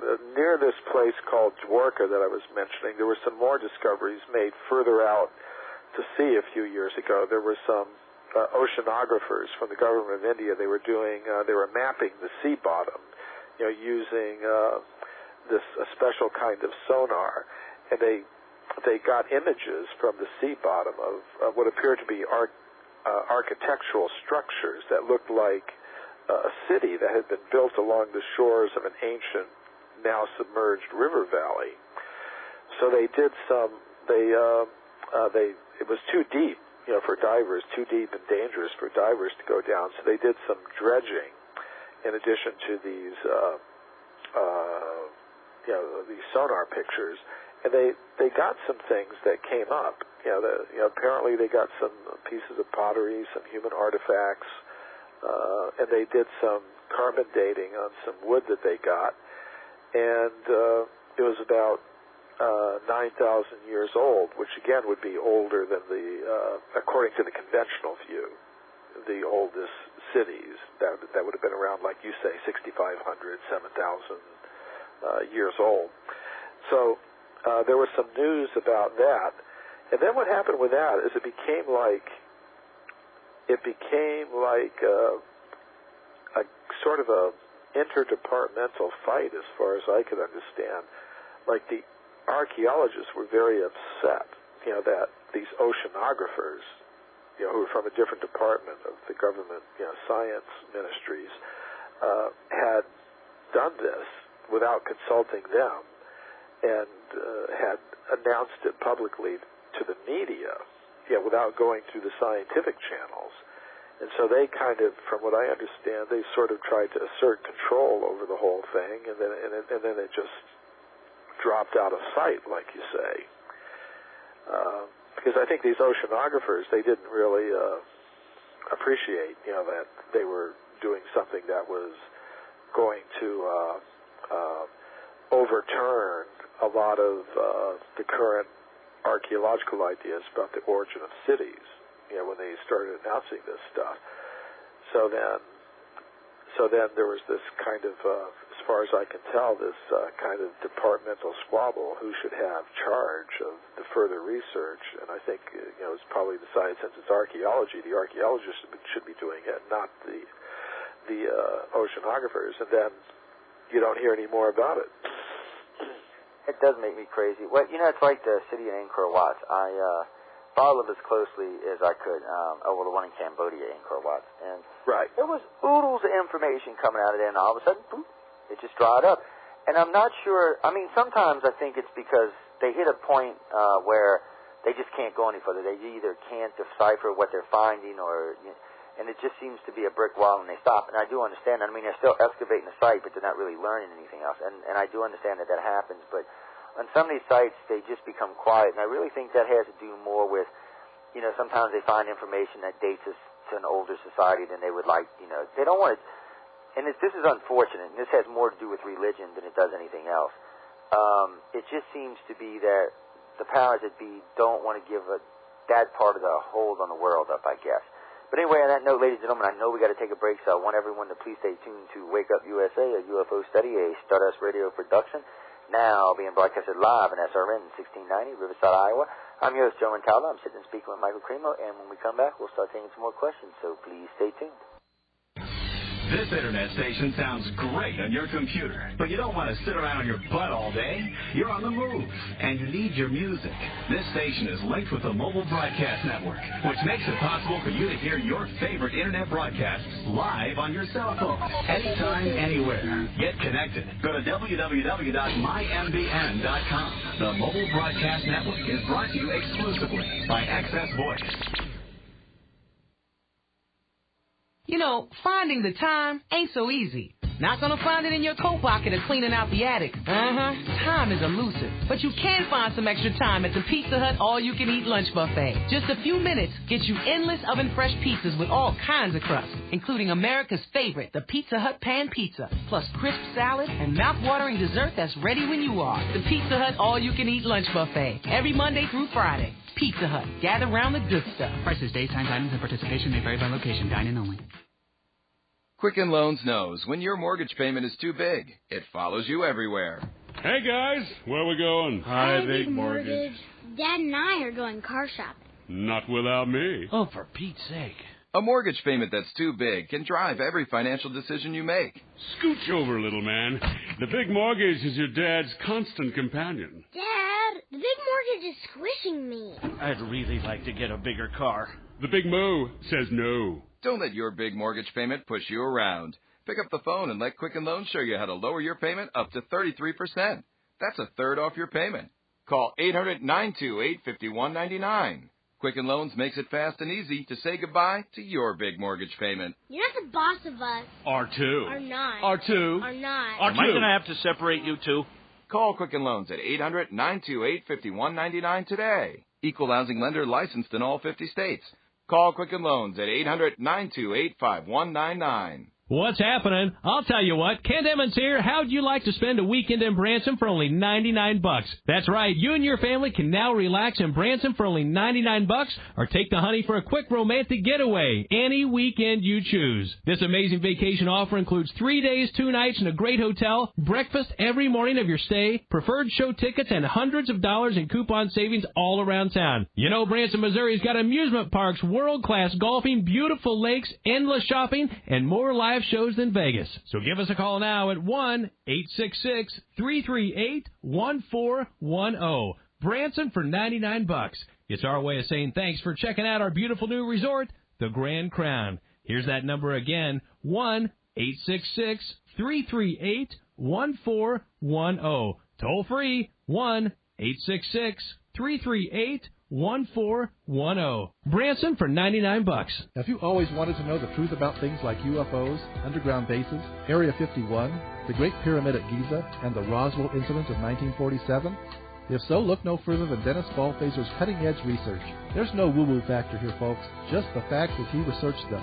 Dennis's lectures are available on video and audio cassette. For more information and free access to Dennis's research, visit his website, www.truthseeker@roswell.com. That's truthseeker@roswell.com. The truth is here. SRN 1690 AM, Riverside, Iowa, and around the world on the Stardust Radio Network. www.stardustradio.com.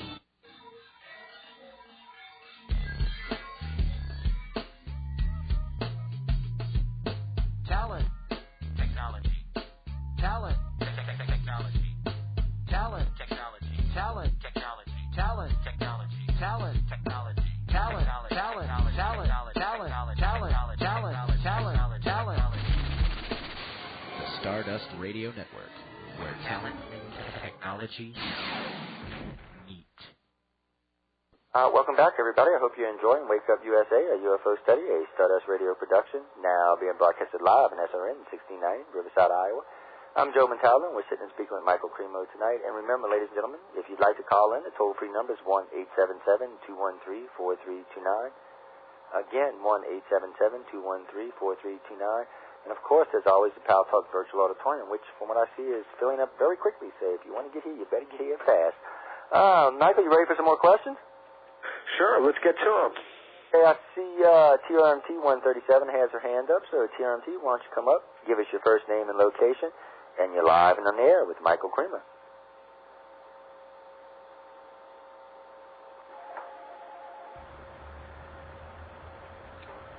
Thank you. Mr. Cremo, first of all, it's Teresa from Massachusetts. Mr. Cremo, given your considerable archaeological expertise, I wish to ask first your opinion, sir, on the ancient Irish megalithic mounds or passage tombs, those in County Meath, with their intricate engravings and astronomical markings and placement. And second, sir, in your opinion, do these mound tombs in Ireland's County Meath, such as Tara and Newgrange, have a strong correlation to the ancient Irish myths of the Tuatha De Danann, the Celtic mythical fairies and gods? Could these beings have been perceived by our contemporaries as ETs? Thank you, and pardon my pronunciation of the Gaelic. Great show. Well, thank you. I think these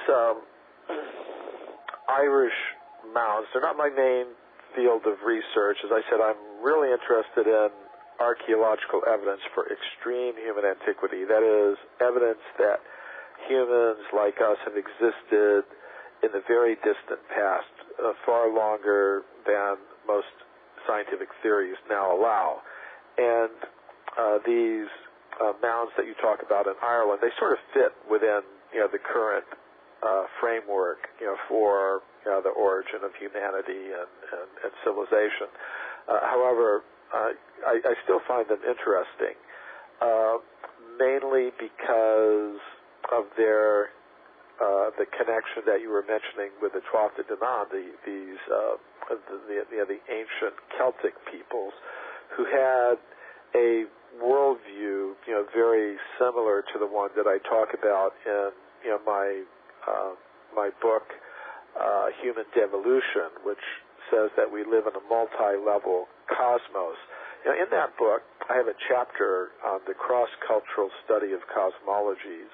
And really down through history, we see that most people have had this idea that we live in a multi-level cosmos. There's a terrestrial level where we find ourselves now. Then there's some higher level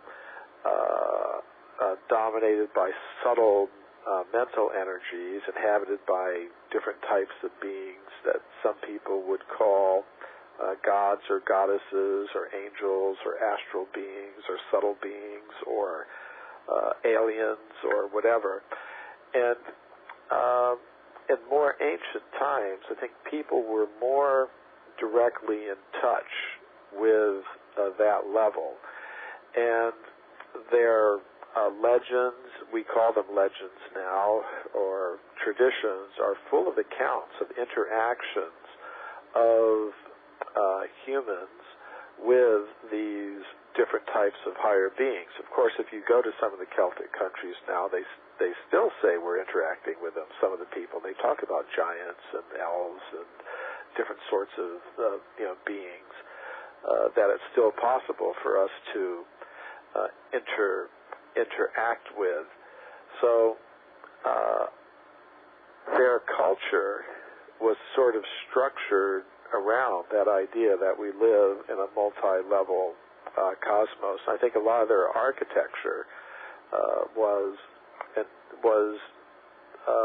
meant to facilitate that, to facilitate communication of terrestrial humans with these higher beings from whom we've descended, really, according to these ancient accounts that we find in the ancient Celtic and Irish culture, and practically every ancient culture that's ever existed through the history of the earth that we know about. But I'm not an expert on, it's not been my main focus of study, the exact topic, that you brought up, but those are my general thoughts about it. Thank you. We're not, it's hard to be an expert on everything these days. There's so much of this. Somebody asked me one day, it was just a couple of weeks ago, they said, well, you're an abduction and UFO expert, aren't you? I said, I wouldn't call myself an expert. I said, I don't have a degree in it, so I can't call myself an expert.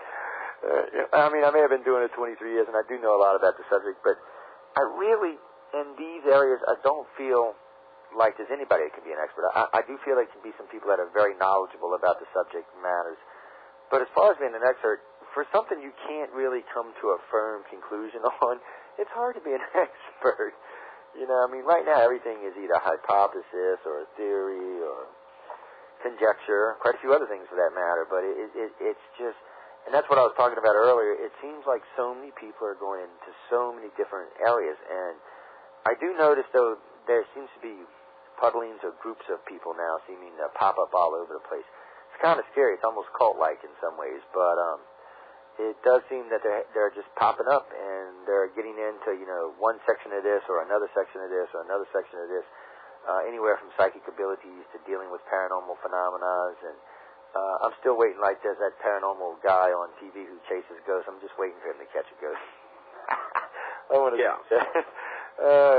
someone asked me one time, you chase ETs? I said, no, I observe ETs. I don't go chase them. No. They might not like that. And I figure if you have the technology to cross the cosmos or cross other dimensions to get here, you're probably a little bit more advanced than we are. So it might be best just to observe. I think there are all kinds of people involved in this, in what I call this renegotiation of our whole picture of reality. I think there are different kinds of researchers who get into different specific topics. I think there are other researchers, perhaps more like myself, that try to pull together, the information that's coming from researchers in different fields and to try to put it together into some kind of provisional picture of what the whole thing adds up to. I think there are people like yourself who are involved in communicating this information out over different media and trying to bring together audiences and researchers and others. And then there are and people can play different roles. Somebody may be an audience, sort of an audience for research, or maybe a researcher at another time, or a compiler at another time, or a communicator at another time. Sometimes we play multiple roles in this whole process, but I think it's a healthy thing. That there is an audience for this who wants to hear about it. That there are different researchers that are looking into the different aspects of it. That there are all kinds of forums for communicating this being created, by yourself and others. And to me, I think it's a really amazing thing to be involved in. I agree wholeheartedly. It is an amazing thing to be involved in, and there's so much going on and so many things going, and we tell people all the time, because people email me or mail me or catch me online or something and say, is there anything I can do to help? I'm like, yeah, join one of the organizations, become a researcher, a data analyzer. I said, I don't. Kind of interesting you mentioned that because, from radio programs that I've been on, people have communicated to me cases, archaeological cases that I'm working on now that are going to be in my next book that I'm working on now. I'm calling it Forbidden Archaeology 2. And people have also, who have heard me on shows like yours, have offered to do research, which can be very helpful because I can't be in 1,000 places at once, So I think you're right about that aspect of it. Well, no, it's true, and I mean, we encourage people all the time. I mean, we also encourage them to do their own homework. It's a big pet peeve of mine. It always has been. At least now I hear other ufologists saying it, and I'm glad it caught on over the last few years. But we encourage people to do their own research. I say, look, you can come listen to whoever you want, myself included, on any show that you want to hear or any support group that we host or anything. I said, but still, don't take us at our word. Do your own homework. I said, get out there and do the research. Because I learned a long time, Michael, that most people, if you let them do it, if you can get them to do it themselves, it sinks in much better. And plus, following someone, and that's something we try to teach people. Don't follow, understand this for yourself. Because people ask me all the time, do you believe in ET? Well, I'll tell them, no, I don't believe in ET. This isn't a religion. I said, I have seen the data that has convinced me beyond reasonable doubt that extraterrestrials have visited my planet.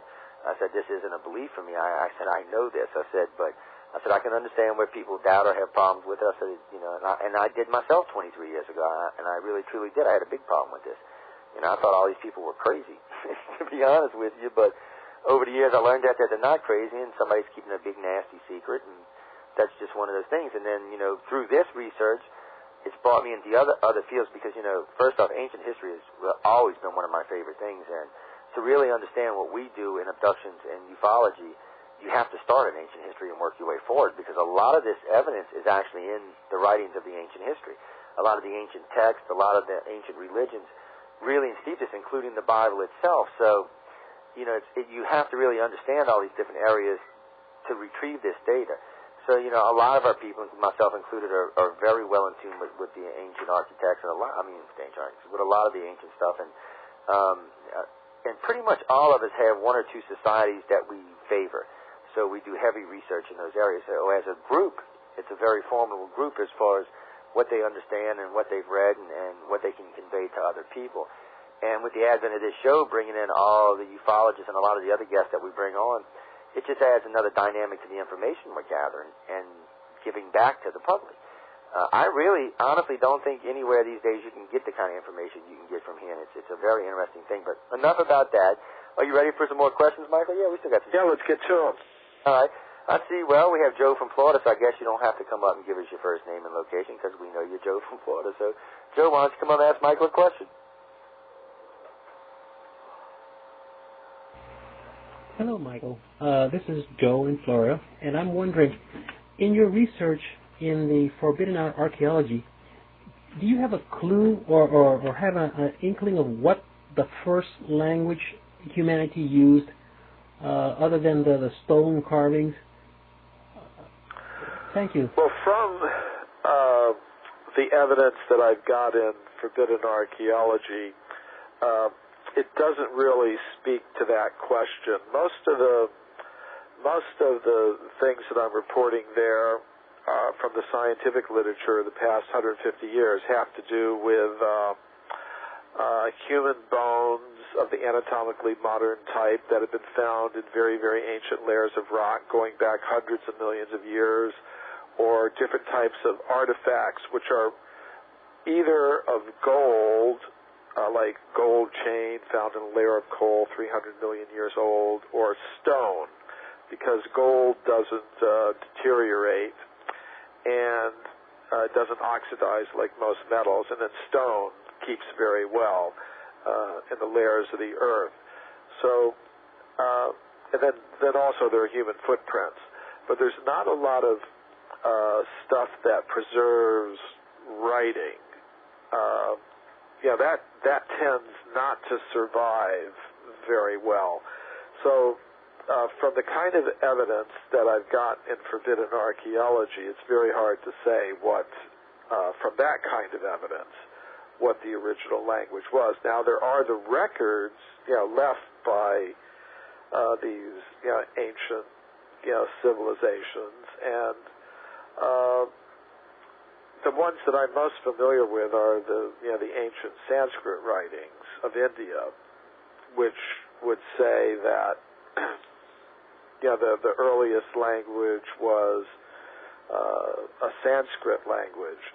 And actually all our European languages, the English that we speak, Russian, German, French, they're called Indo-European languages because they have some connection with, the ancient language of India. So, the language we're speaking now, English, if you trace it back through time, it would go back towards something like the Sanskrit language, more like that. So, it's a topic that there's not a whole lot of, evidence for, because a lot of the materials that would have contained, language, different writings, they're usually made on perishable kinds of materials that really haven't survived. But so I can't really prove it. If you ask me what I believe personally, I would say that the most ancient language was something like Sanskrit, and a lot of our modern European languages, anyways, are related to Sanskrit. That's just so man. We're just getting into so much stuff here. I hope y'all enjoying yourself, ladies and gentlemen. I know we've been covering several areas tonight, so just keep up. That's all I can tell you. And we've crossed several areas.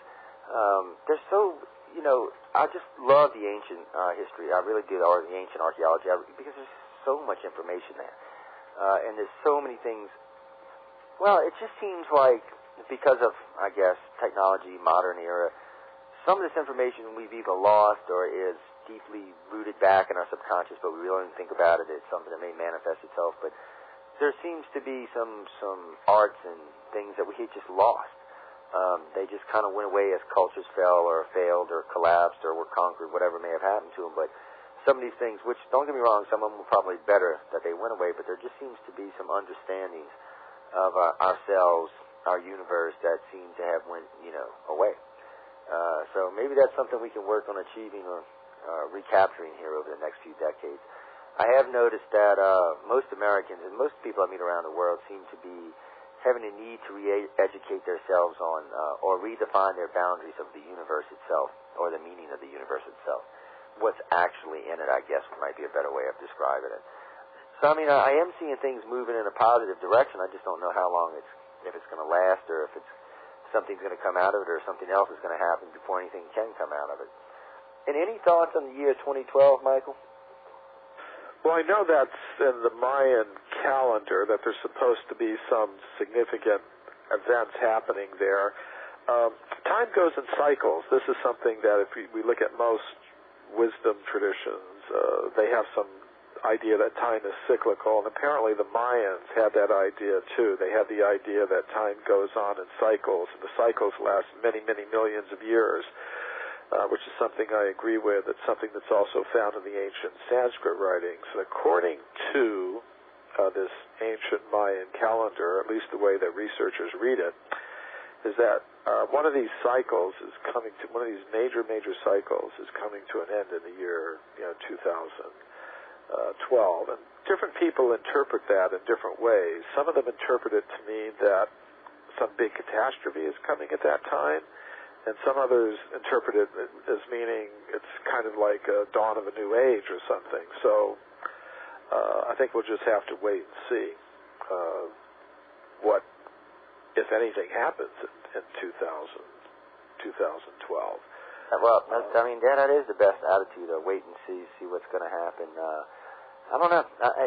A lot of stuff points to something happening. I did find some interesting things, like there's going to be the largest solar flares ever seen by man will happen in 2011 and 2012. And there seems to be some other events that seem to be pointing in that direction, but what does it actually mean? I'm not exactly sure, because, it's strange that the Mayans always believed that, it was the end of life as we knew it, but it was the start of the golden age. So that was interesting in itself. Just inform me, we have Everett on the 800 line. Everett, can you hear me? Oh, yes. This is Everett. Can you hear me my okay? question was for the gentleman, the archaeologist, if he has any knowledge about these transformers that they found in Egypt on the pyramids, these hieroglyphics. I'm aware of researchers who believe that the pyramids were power generating things. I'm not I haven't really focused on Egyptology. It's one of those topics that I'm interested in, probably like all your listeners are, that I try to follow a little bit. I'm aware of the researchers like John Anthony West and Robert Schock and Robert Bivol and others who have tried to show that the pyramids and the Sphinx are older than many researchers now think possible. I'm kind of aware of the idea that some researchers feel that the pyramids may have been some kind of power generating mechanism, that they weren't just tombs, but I'm not really could they be as I said before, focusing on Egyptology is my main area of research, but I think it's interesting. Like you, I'm aware of the idea, but I don't really know too much more about it than that. Okay, thank you. What was that second part of it? I didn't hear you. No, I had a question because I have my own theories that they could be, like controlling the ozone layer. Okay. I just because I couldn't catch everything you had said there. For some reason, you were coming in kind of low. It was kind of weird. Anything else for us tonight? Oh, he's gone. Oh, we lost him. Dang, that was quick. Well, nice for you to call in. Thanks for calling Wake Up USA or UFO Study. I don't know. Some of this information is just hard to assimilate these days, and it just seems to be. The more we get into it, the more we find, Michael. That's what it really seems like. The more we look, the more we find, the more you have to assimilate. And I got to say one thing about the modern era. Thanks to computers, we've all learned to multitask. Everybody has to multitask these days, and we all seem to have several interests, which makes things easier as a group goes, because you can accumulate much more data that way. And I would thank the computer for multitasking. I really do. I think that's where most people learned it, is by multitasking. But, when I go back and look at the ancients, it just seems like the Sumerians, the Egyptians, even the Babylonians, the Dogon, the Aborigines, the Mayans, the Incans, the Aztecs, even today's Native Americans seem to have, I guess, a better understanding of self than we do today. What do you think? Well, I think you're right in this whole concept that we've lost a lot of the proper vision of our place in the universe as time has gone on. We've lost some of the wisdom that these ancient peoples had. That's why, just in my personal life, I've kind of had to, I've found some value in ancient wisdom tradition of India. I practice a form of meditation that I learned, and to me, it's very helpful. It's something that I couldn't really find from the culture that I grew up in. So I think there is a lot to be learned from these ancient wisdom traditions. But I think there's also a lot we can learn ourselves today, as you were saying, if we get out there and do the research, really. Let me get you to do this, because I know we're getting real short on time here. We're down about 3 minutes. Guys, I'm sorry, we ain't going to get any more questions in, because we really may have 3 minutes, and that ain't enough time to answer them. Let me get you to tell them where they can find your books, where they can find out more information about it, things along those lines, and where they can get in contact with you. Go ahead. Okay. My books are available, on my website, of course. That's mcremo.com, mcremo.com, and there people can find out how to order Forbidden Archaeology, The Hidden History of the Human Race, Human Devolution, and my other books. They're also available in other websites and in bookshops. And for international listeners, they've been translated into about 20 languages now, so they may also, if they're from a different country, they may also be able to get them in their languages. Letters can be left for me on my website. There's a place there where messages can be left for me, and I do read all my mail, and I do get back to people. And so that's where people can learn about my work. On the website, there's a museum of forbidden archaeology they can look at. There's also a schedule of my upcoming lectures and media appearances and things of that sort. But that website, again, is mcremo.com, mcremo.com. Well, ladies and gentlemen, Michael, I want to tell you thank you for coming on. You did a great job tonight. I thoroughly enjoyed it. I hope everyone out there, heard something or learned something they didn't know or got a different understanding, something along those lines. That's what we're here for, ladies and gentlemen. Again, Michael, I want to thank you for coming on the show tonight. Well, it's always a pleasure to be with you and your listeners. Oh, thank you. Everyone, give Michael Cremo a round of applause. I hope you enjoyed yourself tonight. Remember, next week is going to be Mary Rodwell, so that ought to be an interesting show itself. Guys, remember, next week is going to start the new video features on the radio show, so that should be interesting in itself. Also, if you wanted to continue this discussion, we will be continuing this discussion in this virtual audience as soon as the show is ended. You can come in and join us if you can get in. I'm pretty sure it's full at this moment, but, there'll be people coming and going, so you should be able to get in. So come on in, continue the discussion with all the ICAR members and the Wake Up USA regulars, and have a good time. Also, guys, one more quick thing before we roll out of here tonight. Anyone with a recent cigar-shaped sighting in the northern U.S. or in the areas I mentioned earlier in Europe, Australia, or New Zealand, please write me at icar@cox.net. I'm very interested in these. There's been some strange events going out there that I'd like to keep track of. And on that note, ladies and gentlemen, we are just about completely out of time, so I want to thank everyone for listening to Wake Up USA, a UFO Study, a Stardust Radio production, now being broadcasted live in SRN 1690, Riverside, Iowa. And good evening. If you would like to continue this discussion after the show, join us in ICAR's Pal Talk chat room, UFO Alien Phenomenon, under the Social Issues category. Is life moving too fast? If you're self-employed or a small business owner, you have no choice but to move as fast as you can. Sometimes you move so fast you don't take a close look at life's details. When was the last time you looked at your health insurance? If you don't have health insurance or if you have the wrong coverage, serious medical bills could mount up. That's where the Mega Life and Health Insurance Company comes in. We provide affordable health insurance for the self-employed and small business owners. If you don't have health insurance, call us. If you have coverage, call anyway. See if we can give you better coverage at a better price. Stay on track for affordable health insurance designed specifically for the self-employed and small business owners. Call 877-735-6460. That's 877-735-6460. Home office located in Oklahoma City, Oklahoma. Not available in all states, and benefits may vary by state. Association membership may not be required to obtain insurance. Call 877-735-6460 for details. This internet station sounds great on your computer, but you don't want to sit around on your butt all day. You're on the move, and you need your music.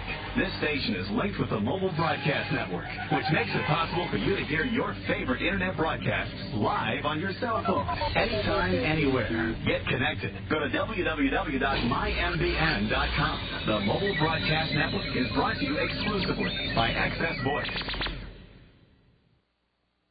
SRN 1690 AM, Riverside, Iowa, and around the world on the Stardust Radio Network. www.stardustradio.com